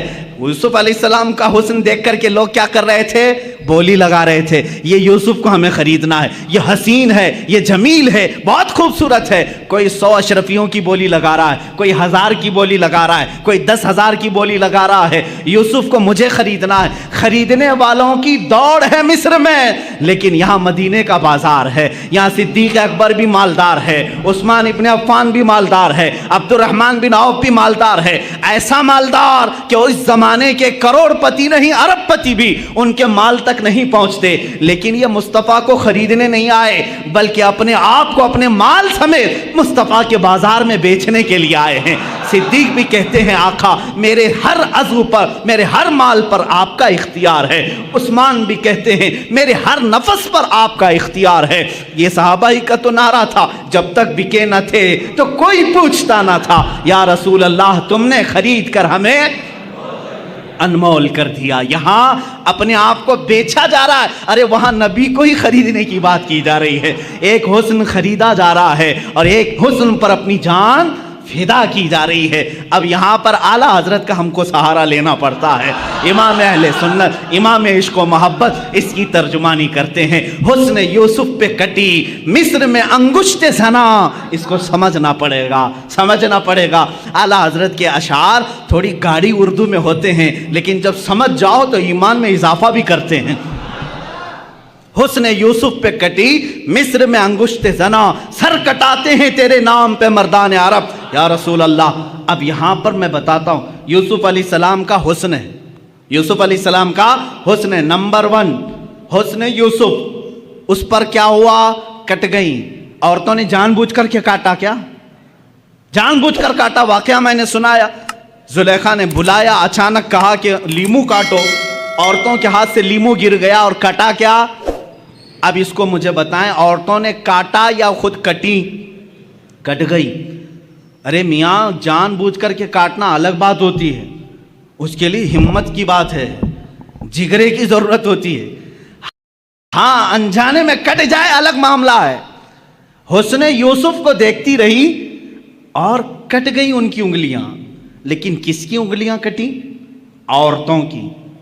कहाँ की औरतें? मिस्र की औरतें। औरतों की भी क्या कटी? उंगलियां। 5 चीजें आला हजरत ने एक मिसरे में बयान की। पहला वाला जो मिसरा है, कहते हैं हुस्न यूसुफ पे कटी मिस्र में अंगुश्ते ज़ना। 5 चीजों को तवज्जो दो। किस पर कटी? हुस्न यूसुफ पे। यूसुफ अलैहिस्सलाम के हुस्न पर औरतों ने, मर्दों ने नहीं, औरतों ने। कहाँ की औरतें? मिस्र की औरतें। क्या काटी? उंगलियां काटी, यानी खुद काटी नहीं, कट गई। अब इसके बदले में जब मेरे आका की बारगाह आती है, इमाम अहले सुन्नत फरमाते हैं, या रसूल अल्लाह, अब यहाँ पर मिस्र की औरतें नहीं, मर्दान अरब, जो अरब पूरी दुनिया में मरकजियत रखता है, वहाँ के अरब जंगजू और बहादुर माने जाते हैं। यहाँ के अरब, या रसूल अल्लाह, अब मर्दान अरब, जनाने मिस्र नहीं, मिस्र की औरतें नहीं, या रसूल अल्लाह, यहाँ अरब के मर्द और वहाँ हुस्न पर काटती हैं, हुस्न पर काटती हैं। आका, यहाँ तो सिर्फ नाम पर काटती हैं, यहाँ सिर्फ नाम पर काटते हैं, औरतें नहीं, मर्द। और फिर क्या आला हज़रत फरमाते हैं, वहाँ उंगलियां काटी। आका, यहाँ तो गर्दन काट लेते हैं। اور وہاں کٹ جاتی ہیں انجانے میں. آقا یہاں تو جان کر کے دیکھ کر کے اپنے آپ کو پیش کر دیتے ہیں, سر کٹاتے ہیں تیرے نام پہ مردان عرب. یا رسول اللہ تیرے حسن کا حال یہ ہے کہ یہاں مرد عرب کے اپنا سر کٹانے پر بھی فخر محسوس کرتے ہیں. حق تو یہ ہے کہ پھر وہ کہتے ہیں جان دی ہوئی اسی کی تھی. حق تو یہ ہے کہ حق ادا نہ ہوا. یہ صحابہ وہی ہیں جو سولی پر چڑھائے جاتے تھے, ان کی انگلیاں کاٹی جا رہی, ہونٹ کاٹے جا رہے ہیں, آنکھوں میں سلائیاں پھیری جا رہی ہیں, کان کاٹے جا رہے ہیں, اور ہاتھوں پیروں کا مسئلہ کیا جا رہا ہے.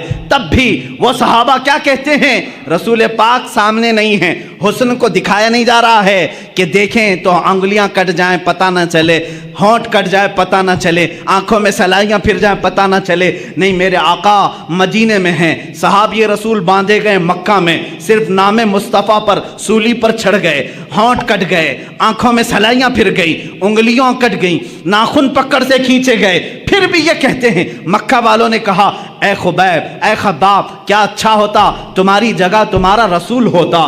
جلال آیا, کہا اسی وقت جو جان مانگو تو جان دے دیں, جو مال مانگو تو مال دے دیں, مگر یہ ہم سے کبھی نہ ہوگا, نبی کا جاہو جلال دے دیں. یہ صحابہ کا نعرہ تھا. کہتے ہیں تم کہتے ہو میری جگہ نبی ہوتے تو اچھا ہوتا. سن اے نادان, میں رسول پاک, میں اپنے جسم کے ٹکڑے ٹکڑے ہو جائیں گوارا کروں گا, لیکن میرے مصطفیٰ کے تلوے ناز پر کانٹا بھی چھپے میں گوارا نہیں کرتا. یہ حسن مصطفیٰ کی بات ہے. رسول کریم صلی اللہ تعالیٰ علیہ وسلم کا حسن وہ ہے میرے عزیزو.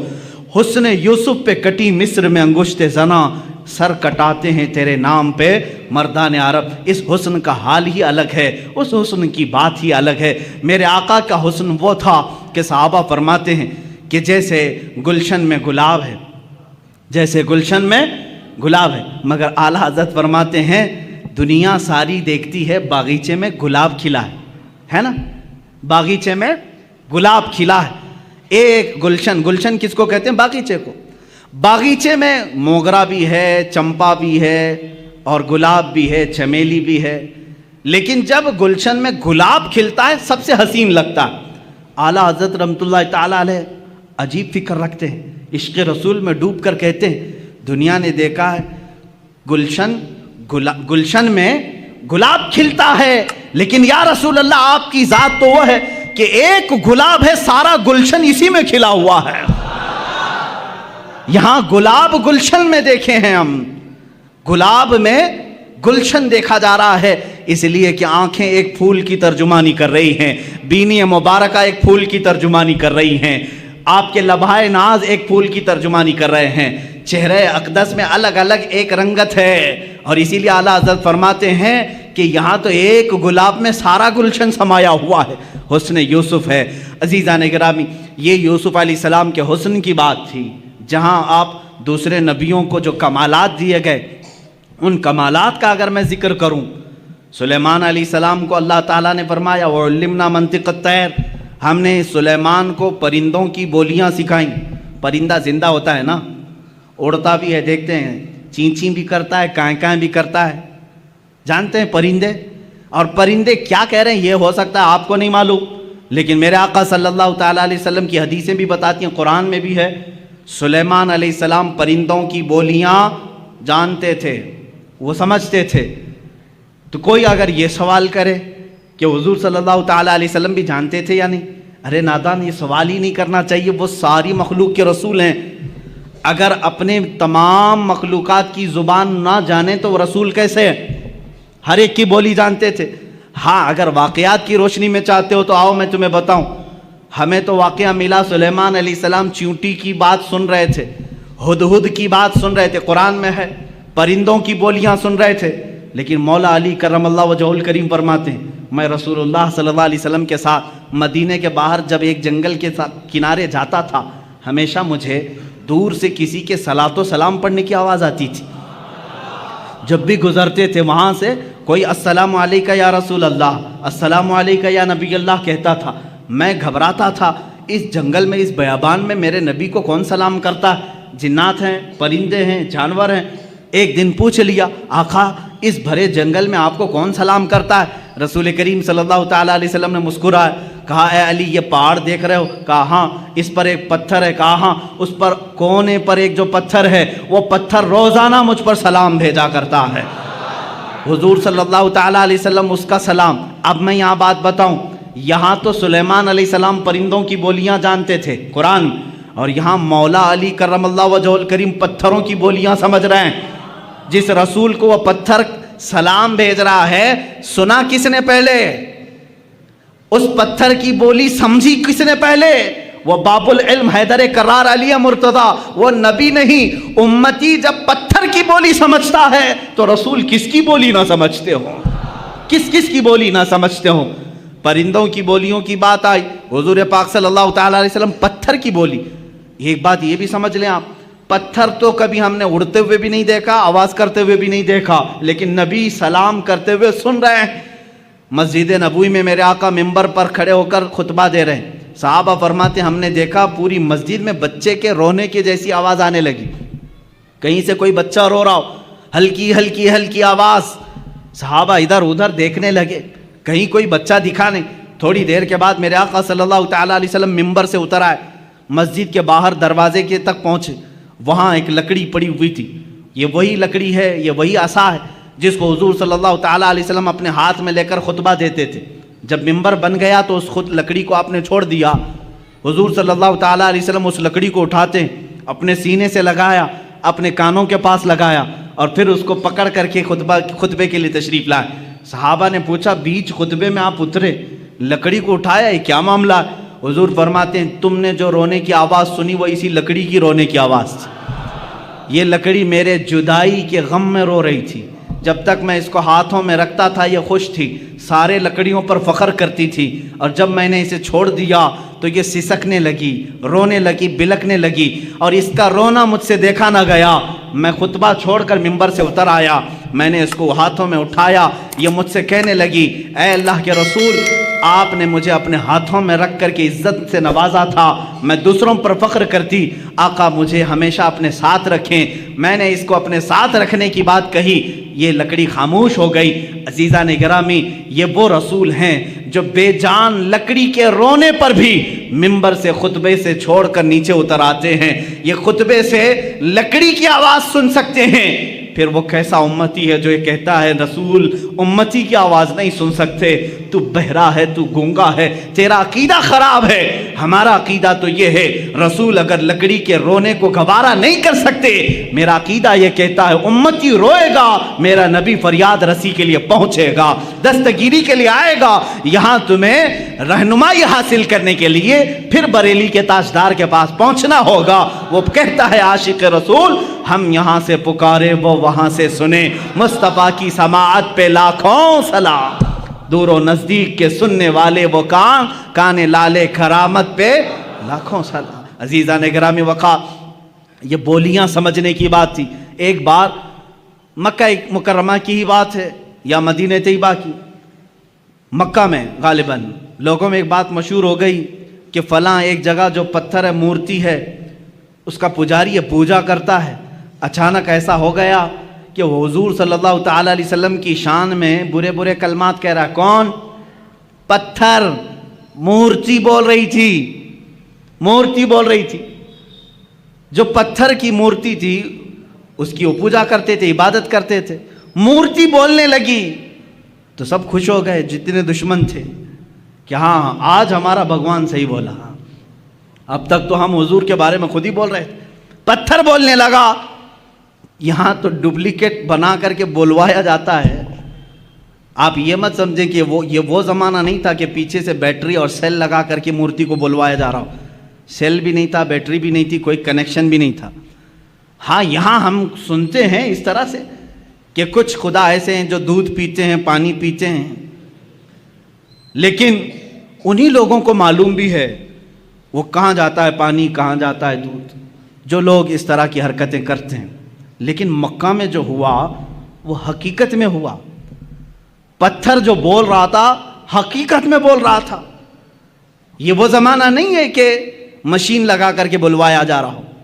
تو صحابہ پریشان ہوئے، جنہوں نے صحابہ سے آ کر کے کہا دیکھو تمہارے محمد کے بارے میں ہمارا خدا کیا کہہ رہا ہے۔ محمد صلی اللہ تعالیٰ علیہ وسلم کے بارے میں وہ کہہ رہا ہے وہ جھوٹے ہیں معاذ اللہ۔ حضور کے پاس آئے، صحابہ نے کہا آقا ایسا ایسا حادثہ ہو گیا ہے کہ فلاں پجاری کا جو بت ہے اس کا جو خدا ہے وہ بول رہا ہے، وہ بھی آپ کی شان میں برے جملے کہہ رہا ہے۔ حضور نے فرمایا ڈرتے کس بات کے ہو، چلو میں بھی سن لیتا ہوں کیا کہتا، میں بھی چلتا ہوں۔ حضور نے پیغام بھیجا، سارے لوگ جمع ہو گئے، بھیڑ جمع ہو گئی، خدا بول رہا ہے، حضور کی شان کے خلاف بول رہا ہے۔ ان کے لیے تو بڑی دلیل تھی، بڑی دلیل تھی۔ حضور صلی اللہ تعالیٰ علیہ وسلم نے یہ پوچھ لیا ان سے کہ تمہارا جو خدا بولتا ہے وہ سچ بولتا ہے؟ سبوں نے کہا بالکل سچ بولتا ہے، 100% سچ بولتا ہے۔ حضور نے یہ اقرار کروایا سچ بول رہا ہے، کہا بالکل سچ بول رہا ہے۔ اس وقت تک کیوں کہہ رہے تھے وہ؟ اس لیے کہ حضور کے خلاف بول رہا تھا۔ سارے صحابہ کو حضور لیے اور اس بت کے پاس گئے۔ جب پہنچے تو بڑی بھیڑ تھی، بھیڑ ہٹائی گئی۔ جب میرے آقا سامنے آئے تو وہ بت چپ ہو گیا، کچھ بھی نہیں بول رہا ہے، کچھ بھی نہیں بول رہا ہے، اس کی زبان سے کوئی لفظ نہیں آ رہا ہے۔ حضور نے فرمایا بہت شور تھا، بہت افواہ تھی کہ بولتا ہے، کچھ بھی نہیں بول رہا ہے۔ کہاں بول رہا ہے؟ کہا صبح سے بول رہا تھا، پتہ نہیں ابھی کیوں خاموش ہو گیا۔ اب پجاری ہون کرنے لگ گیا، اس کو راضی کرنے کے لیے اب چڑھائی شروع ہو گئی۔ اے خدا، اے میرے بھگوان، بول کچھ تو بول، عزت کی لاج رکھ لے۔ جس کے بارے میں بول رہا تھا وہ آ گیا، اب سامنے بول۔ سامنے نہیں بول رہا تھا، کچھ بھی نہیں بولا۔ حضور صلی اللہ تعالیٰ علیہ وسلم نے پجاری کو کہا تو ہٹ جا، تو ہٹ جا، یہ بول رہا تھا۔ میں کہتا ہوں اے پتھر، کیا تو بول رہا تھا؟ پھر سے بول کر سنا۔ حضور کا حکم ہوا، پتھر کی زبان سے آواز آنے لگی، اشہد ان لا الہ الا اللہ، اشہد ان محمدن رسول اللہ۔ میں گواہی دیتا ہوں کہ اللہ کے سوا کوئی معبود نہیں، میں گواہی دیتا ہوں کہ محمد اللہ کے رسول ہیں صلی اللہ تعالیٰ علیہ وسلم۔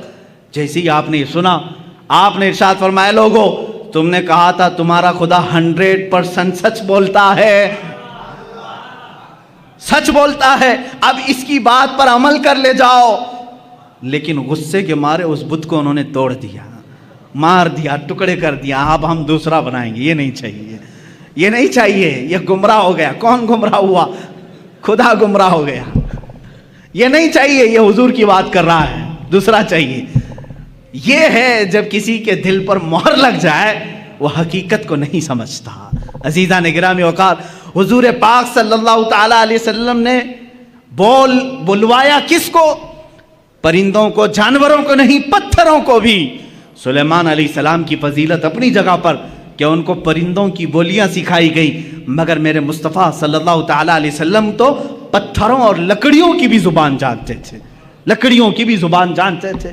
اب آئیں حضور پاک صلی اللہ تعالیٰ علیہ وسلم کے کمالات کے اعتبار سے دو چیزیں کہہ کر کے میں اپنی گفتگو کو سمیٹتا ہوں۔ یقیناً صبر ایوب کی جب بات آتی ہے اس کا مثل کوئی نہیں۔ ایوب علیہ السلام نے کمال کا صبر کیا ہے، اور صبر کا جب نام آتا ہے تو ایوب علیہ السلام کا نام ساتھ میں آتا ہے۔ آپ نے بارہا سنا ہوگا، اللہ تعالیٰ نے آپ کو آزمائش میں رکھا۔ اللہ تبارک و تعالیٰ نے سیدنا ایوب علیہ السلام کو ایسا نہیں کہ شروع سے بیماری میں رکھا، شروع سے ساری نعمتیں نکال لی، نہیں۔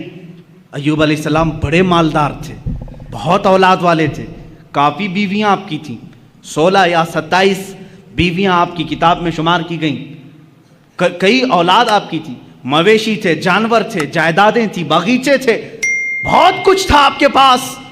لیکن ایک بار اللہ تعالیٰ نے آزمائش کا حکم دیا، اب آزمایا جائے۔ پھر ان کے ایک ایک چیزیں غائب کی گئیں، ضائع کی گئیں، ان کے جانور مرے، ان کی اولاد کا انتقال ہوا، ان کی بیویاں فوت ہوئیں، باغیچے ہلاک ہو گئے، جائیدادیں ختم ہو گئی، حتیٰ کہ آپ کے جسم پاک میں بھی بیماری ڈال دی گئی، بہت تیز بخار آپ کو رہتا، یہاں تک کہ آپ کا جسم گل چکا تھا، اتنی شدت کا بخار آپ کو دیا گیا۔ لیکن اس وقت تک آپ صبر کرتے رہے، صبر کرتے رہے۔ صبر میں آپ ہی کا تو نام لیا جاتا ہے، لیکن میرے عزیزو وہ صبر ان کا معجزہ تھا۔ لیکن میرے آقا صلی اللہ علیہ وسلم کی زندگی پاک کو اگر میں بتاؤں، مصطفیٰ کریم صلی اللہ تعالیٰ علیہ وسلم وہ ذات ہے جب وہ دنیا میں تشریف لانے والے ہیں، دنیا میں ان کے آمد سے 6 ماہ پہلے ہی ان کے والد کا وصال ہو چکا ہے، انتقال پہلے ہی ہے۔ آپ میں سے سب کے باپ ہوں گے یا ماں ہوں گی، والدین کا سایہ کتنی اہمیت رکھتا ہے جانتے ہیں آپ؟ میرے مصطفیٰ صلی اللہ تعالیٰ علیہ وسلم دنیا میں تشریف لائے تو یتیمی کی حالت میں آئے ہیں، وہ یتیم پیدا ہوئے ہیں، عبداللہ کے در یتیم ہیں، اپنے باپ کو پیدا ہونے سے 6 ماہ پہلے ہی اللہ تبارک و تعالیٰ نے ان کی روح قبض فرمائی، لیکن یہ صبر نہیں ہے تو اور کیا ہے؟ بچے نے آنکھ کھولی۔ مکہ کا ماحول ایسا تھا کہ بچوں کو دودھ پلانے کے لیے ماں کے پاس نہیں، دور رکھا جاتا تھا۔ اس رواج کے اعتبار سے پہلے دن حضور اکرم صلی اللہ تعالیٰ علیہ وسلم کو یا دوسرے دن ہی حضور کو حلیمہ سعدیہ کی گود میں دے دیا گیا، ماں کے پاس نہیں۔ حلیمہ سعدیہ کے گھر جو مکہ مکرمہ سے بھی تقریباً 150 کلومیٹر کا دور کا سفر ہے، کون بچہ ہے آج دنیا میں جو اپنی ماں سے کو چھوڑ کر پہلے دن سفر کر رہا ہو؟ پہلے دن مجھے یاد ہے جب میں 11 سال کا تھا، مجھے دور پڑھنے کے لیے بھیجا جا رہا تھا، پورا سفر روتا ہوا گیا تھا، ماں کے آنچل سے لپٹ کر کے، باپ کے سینے سے لگ کر کے، بھائیوں کو چھوڑتا ہوا دیکھ کر کے، کون غم کے آنسو نہیں روتا؟ ایک بچہ جو اپنے گھر سے جاتا ہے ہوش و حواس میں، مجھے معلوم ہے میرے عزیز و ہجرت کیا چیز ہوتی ہے، جب چھوڑ کر کے اپنے عزیزوں کو جاتے ہیں۔ اس رسول کو، زندگی پاک کو پڑھو، یہ صبر نہیں ہے تو اور کیا ہے؟ جو پیدائش کے پہلے دن اپنی ماں سے 150 کلومیٹر دور حلیمہ سعدیہ کے ساتھ چلے گئے۔ حلیمہ سعدیہ نے 2 سال اپنے گھر رکھا، دودھ پلایا، اور اس کے بعد واپس لا کر کے بی بی آمنہ کے گھر دے دیتی ہیں۔ سیدہ آمنہ رضی اللہ تعالیٰ عنہ حضور صلی اللہ تعالیٰ علیہ وسلم کی تربیت فرماتی رہیں، لیکن یہاں اب گھر میں کون کون ہیں؟ حضور صلی اللہ تعالیٰ علیہ وسلم کے خاندان۔ خود میرے آقا فرماتے ہیں 6 سال کی عمر ہی تھی کہ حضرت آمنہ کے ساتھ مدینے گئے تھے، جب اس کا نام یثرب تھا، وہ حضور کا ننیال تھا، حضرت آمنہ کے گھر والوں کا، خاندان والوں کا شہر تھا۔ واپسی کے وقت بی بی آمنہ بیمار ہوئیں، تنہا رسول پاک صلی اللہ تعالیٰ علیہ وسلم حضرت آمنہ کے ساتھ سفر میں ہیں، اور آپ کے والد گرامی کی ایک کنیز ہے حضرت عبداللہ کی لونڈی ام ایمن، ساتھ سفر میں ہیں، 3 لوگ سفر پر ہیں، مدینے سے مکہ جا رہے ہیں، 450 کلومیٹر کا سفر 6 سال کی عمر کا بچہ کر رہا ہے اپنی ماں کے ساتھ، بیمار ماں کے ساتھ، اپنے باپ کی کنیزہ کے ساتھ۔ بیچ میں مقام آتا ہے، مقام ابوا۔ آمنہ کہتی ہیں اب مجھ سے چلا نہیں جا رہا ہے، اب میری طاقت جواب دے گئی ہے۔ وہیں ماں سو گئیں، رسول کریم صلی اللہ تعالیٰ علیہ وسلم سرہانے کے پاس بیٹھے، کبھی پانی سے منہ پر چھڑکیاں دیتے، کبھی اپنی ماں کا سر اپنی گود پر رکھتے، اور پیشانی کو دیکھا گرم تپ رہی ہے۔ تھوڑی دیر میں اسی 6 سالہ محمد عربی صلی اللہ علیہ وسلم نے دیکھا آمنہ بی بی کی روح قبض سے انصری سے پرواز کر گئی ہے، سر وہیں رہ گیا، آنکھیں کھلی رہ گئی۔ کون ہے وہ بچہ جو 6 سال کی عمر میں اپنی ماں کی آنکھیں بند کر رہا ہو؟ سفر میں کوئی نہیں، ایک کنیز کے علاوہ خود ہی اٹھتے ہیں اور زمین کو کھودتے ہیں، قبر خود تیار کی، قبر خود تیار کی، ایک کنیز کے سہارے اپنے ماں کے جسم ناز کو اٹھایا، قبر میں دفن کیا۔ ہے کوئی مجھے بتاؤ 6 سال کی عمر میں کوئی تجہیز و تکفین کے انتظام کرتا ہو، کوئی اپنی ماں کا جنازہ اٹھاتا ہو؟ 6 سال کی عمر میں کوئی سفر کا بوجھ اٹھاتا ہو؟ 6 سال کی عمر میں وہ احمد مختار نے اپنی ماں کا لاش مبارکہ اٹھایا اور قبر میں دفن کیا، اور تنہا سفر کر کے واپس مکہ آئے۔ مکہ میں آنے کے بعد یہ صبر کی زندگی نہیں ہے تو اور کیا ہے؟ میرا عزیزو، صبر ایوب کی داستانیں ہم سنتے ہیں۔ ایوب علیہ السلام کے پاس شروع سے بہت کچھ تھا، جائیدادیں تھی، اولاد تھی، بے شمار ان کے پاس مال تھا، مگر مصطفیٰ کریم یتیمی کی حالت میں دنیا سے آئے۔ 6 سال کی عمر پاک میں ماں بھی دنیا سے رخصت ہو گئی۔ 8 سال کی عمر میں جو دادا شفیق تھے، جو دادا نہایت رفیق تھے، آپ کی سرپرستی کرتے تھے، وہ تربیت کرتے تھے، عبد المطلب، وہ بھی اس دار فانی سے کوچ کر گئے۔ عبد المطلب کو بھی دفن کیا، صرف چچا رہ گئے ابو طالب، جن کی پرورش میں رہے، اور تجارت کرنے کے لیے پہلی مرتبہ 12 سال کی عمر میں یہ رسول پاک نکلتے ہیں۔ میرے آقا صلی اللہ تعالیٰ علیہ وسلم 12 سال کی عمر سے تجارت کر رہے ہیں۔ اب آؤ شادی کرنے کا موقع آیا ہے۔ 25 سال کی عمر میں 40 سال کی بیوہ خاتون سے، جس کی آلریڈی 2 طلاق ہو چکی تھی، خدیجۃ الکبریٰ رضی اللہ تعالیٰ عنہا سے نکاح کیا. کیا یہ صبر نہیں ہے؟ یہ صبر نہیں ہے تو اور کیا ہے؟ 40 سالہ خاتون سے نکاح کیا. لیکن اگر عورتوں کا شوق ہوتا تو اسی وقت 4-5 اور کر لیتے. لیکن جب تک بی بی خدیجہ نکاح میں تھی کسی دوسری عورت سے آپ نے نکاح نہیں کیا. آپ نے 25 سال کی عمر سے لے کر آپ کی عمر مبارکہ جب 50 سال کی ہوئی تب تک بی بی خدیجہ کے ساتھ رہے. اب سنیں، حضور پاک صلی اللہ تعالیٰ علیہ وسلم وہ دنیا کے عظیم باپ ہیں جن کو اللہ نے 4 بیٹیاں اور 3 بیٹے دیے. صبر کی بات آتی ہے باپ ہل جاتا ہے، باپ اپنی اولاد کے لیے سب کچھ کر جاتا ہے. ایک بچہ بیمار ہو تو ہم نے باپ کو تڑپتے ہوئے دیکھا ہے، ڈاکٹروں کے لباس سے الجھتے ہوئے دیکھا ہے، اور اس کو دواخانوں اور ہاسپٹلوں کے چکر لگاتے ہوئے دیکھا ہے. خود کی صحت کو تو گوا لے گا لیکن باپ اپنی اولاد کی صحت پر قربان جاتا ہے، اپنے آپ کو تباہ کر لیتا ہے. وہ دنیا کے عظیم باپ ہیں میرے آقا، جن کو اللہ نے پہلا بیٹا دیا عبداللہ کی شکل میں، 3 دن رہا ہاتھ میں فوت ہو گیا. دوسرا بیٹا دیا قاسم کی شکل میں، چند ماہ رہا اس کے بعد ہاتھوں میں فوت ہو گیا. تیسرا بیٹا دیا ابراہیم کی شکل میں، 6 مہینے رہا، کھلاتے رہے، اس بچے کے ساتھ کھیلتے رہے، اس کے ساتھ اپنی گود کو گرم کرتے رہے. لیکن 6 مہینے کے بعد اس بچے نے بھی اپنی آخری سانسیں لی. 3 بیٹوں کو یہ رسول پاک نے اپنے ہاتھوں سے دفن کیا ہے وہ باپ کے اندر صبر جو اپنے ہاتھوں سے اپنے بیٹوں کی تدفین کر رہا ہے. بچی تھی بیٹیاں، 4 بیٹیاں اللہ نے دی تھی، بی بی زینب، بی بی ام کلثوم، بی بی رقیہ، سیدہ بی بی فاطمہ الزہرا رضی اللہ تعالیٰ عنہا. صبر کے پیکر کو دیکھو، میں تمہیں صبر پوری زندگی میں بتاؤں گا. یہ وہ عظیم باپ ہے. جب رسول کریم صلی اللہ علیہ وسلم نے اپنے نونہال ننھے بچوں کو اپنے ہاتھوں سے دفن کیا، کبھی واویلا نہیں کیا، کبھی ماتم نہیں کیا، شکر بجا لاتے رہے اپنے مولا کا. اللہ کے حبیب صبر کے پہاڑ بن کر رہے. لیکن جب آپ مدینہ طیبہ ہجرت کر کے آئے، مجھے بتاؤ کیا مکہ والوں نے پریشان نہیں کیا؟ آپ کے گلے میں رومال ڈال کر کے لوگ گھماتے رہے جس سے میرے آقا کا گلا سوج جاتا تھا. کبھی میرے آقا صلی اللہ تعالیٰ علیہ وسلم کی پشت مبارکہ پر انہوں نے کچرے ڈالنے کی کوششیں کی. اللہ کے نبی صلی اللہ علیہ وسلم پر 3 سال تک انہوں نے سوشل بائیکاٹ رکھا. جب میرے آقا صلی اللہ علیہ وسلم نے پتے کھائے مکہ میں، اپنے گھر کے پاس پہاڑ کی چوٹی میں رہے، چمڑے گلا کر کے کھائے جاتے تھے. یہ صبر نہیں ہے تو اور کیا ہے؟ صبر ایوب کو تم نے پڑھا، صبر مصطفیٰ کو بھی دیکھو. میرے آقا صلی اللہ تعالیٰ علیہ وسلم کے سامنے ان کی اولاد دفن ہو گئی، لیکن جب بچیاں جوان ہوتی ہیں تو میرے عزیز ہو باپ کے بڑھاپے کا سہارا بھی ہوتی ہیں، فصل بہار ہوتی ہیں. کون باپ اپنی بچیوں کی شادی دیکھ کر کے مسکراتا نہیں، خوشیوں میں رو بھی دیتا ہے. بیٹیاں اس کے لیے ایک نہایت ہی قیمتی تحفہ ہوتی ہیں. میرے آقا صلی اللہ تعالیٰ علیہ وسلم کی بڑی صاحبزادی سیدہ زینب جب ہجرت کر کے مدینے میں آئی، اونٹ کے اوپر سے ان کو گھرایا گیا تھا جس کی وجہ سے وہ حمل سے تھی، حمل گر گیا تھا. واپس مدینے میں آئی، بیمار رہنے لگی. 1 سال نہیں گزرا تھا حضور پاک کے سامنے وفات پا گئی. خود جنازہ پڑھایا، اپنی بیٹی کو دفن کیا. جنگ بدر میں گئے ہیں، اپنی بیٹی رقیہ کو حضرت عثمان کے نکاح میں دیا تھا. حضرت عثمان سے کہا رقیہ بیمار ہے، میری بیٹی کی تیمارداری میں لگے رہو، میں بدر میں ہوں. جنگ بدر میں رہے. خبر ملی آقا آپ کی دوسری صاحبزادی رقیہ کا بھی انتقال ہو گیا. میرے آقا صبر کر کے میدان بدر میں رہے، دفن میں بھی شریک نہیں ہو سکے. واپس مدینے میں آئے، تیسری بیٹی تھی ام کلثوم، اپنے عثمان ابن عفان کے نکاح میں دیا.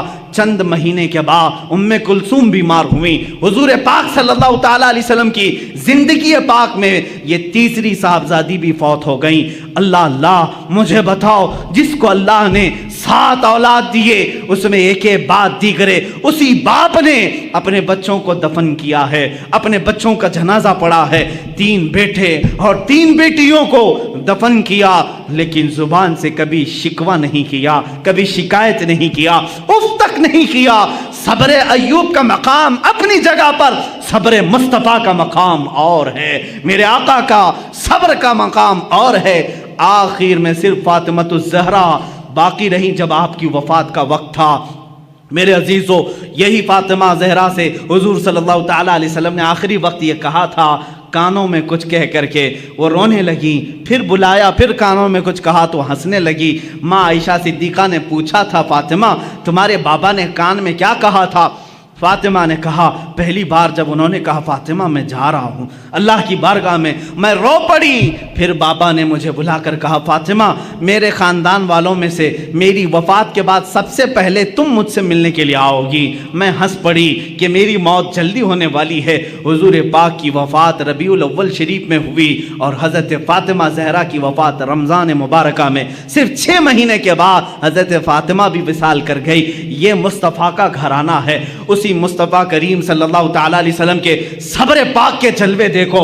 کیا نبی کونین اپنی قبر انور سے اپنے شہزادوں کی شہادت کربلا میں نہیں ملاحظہ کر رہے ہوں گے، جہاں ان کے شہزادوں کو تڑپایا گیا، بھوکا رکھا گیا، پیاسا رکھا گیا اور ان کے ٹکڑے کیے گئے، جسموں پر گھوڑے دوڑائے گئے، حسن مجتبیٰ کو زہر دیا گیا، حسین اعظم کی گردن کو جسم ناز سے الگ کیا گیا۔ کیا یہ میرے آقا نے قبر پاک سے ملاحظہ نہیں کیا ہوگا؟ عزیزان گرامی، اگر میں صبر مصطفیٰ کو گناؤں بہت طویل داستان ہوگی، لیکن میں اتنا ضرور بتاؤں گا افضلیت مصطفیٰ ہر شکل میں تمہیں نظر آئے گی۔ اگر اللہ نے آدم علیہ السلام کو آہو بکا دیا تھا، وہ روتے تھے، اور وہ کس لیے روتے تھے؟ آدم علیہ السلام اپنی اس بات پر روتے تھے جو آپ نے گندم کھایا تھا جنت میں، درخت کا پھل کھایا تھا، اس بات پر 300 سال روتے رہے، لیکن مصطفیٰ بھی روتے رہے، زندگی پر روتے رہے، لیکن کس کے غم میں روتے رہے؟ امتی امتی امتی امتی کہتے کہتے روتے رہے۔ یہ ناز الگ ہیں، اسی لیے امام اہل سنت نے کہا ہے اللہ کیا جہنم اب بھی نہ سرد ہوگا، رو رو کے مصطفیٰ نے دریا بہا دیے ہیں۔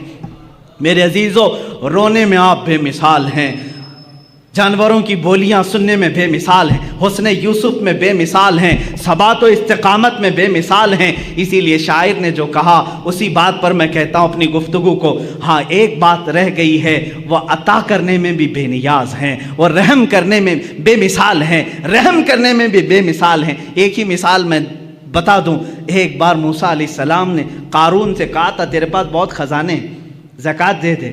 اس نے کہا کہ کچھ کم کراؤ، 25% زکوٰۃ دینی تھی۔ موسیٰ علیہ السلام نے رعایت کرائی اللہ سے کہ اس کو کچھ کم کر دے مولا۔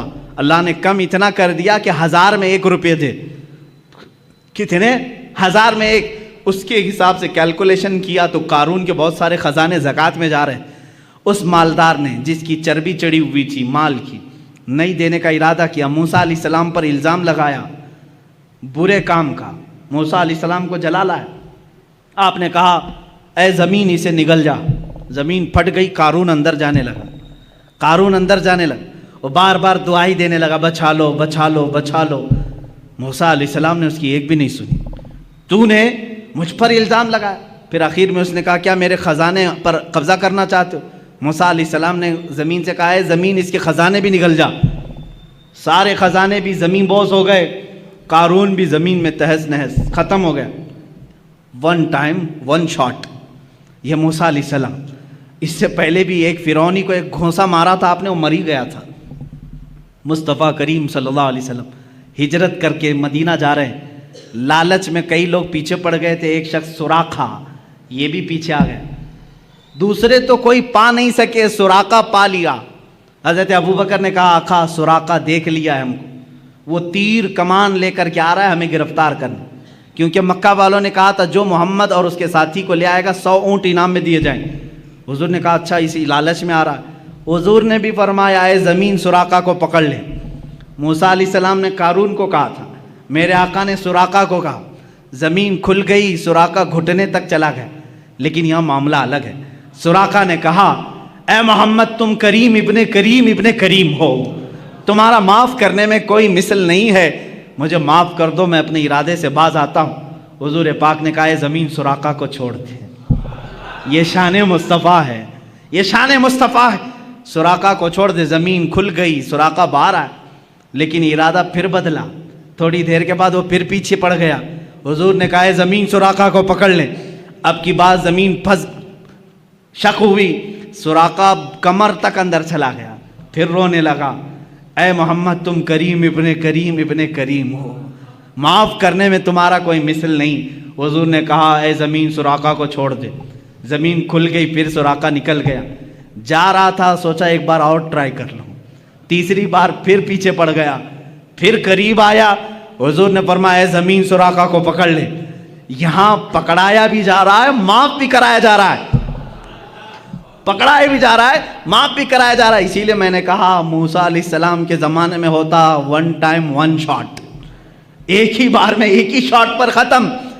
یہاں چھوڑنے کی تیسری مرتبہ جب وہ دھس گیا گردن تک, حضور نے فرمایا اے سراقہ تو 100 اونٹوں کی لالچ میں میرے پیچھے پڑ گیا.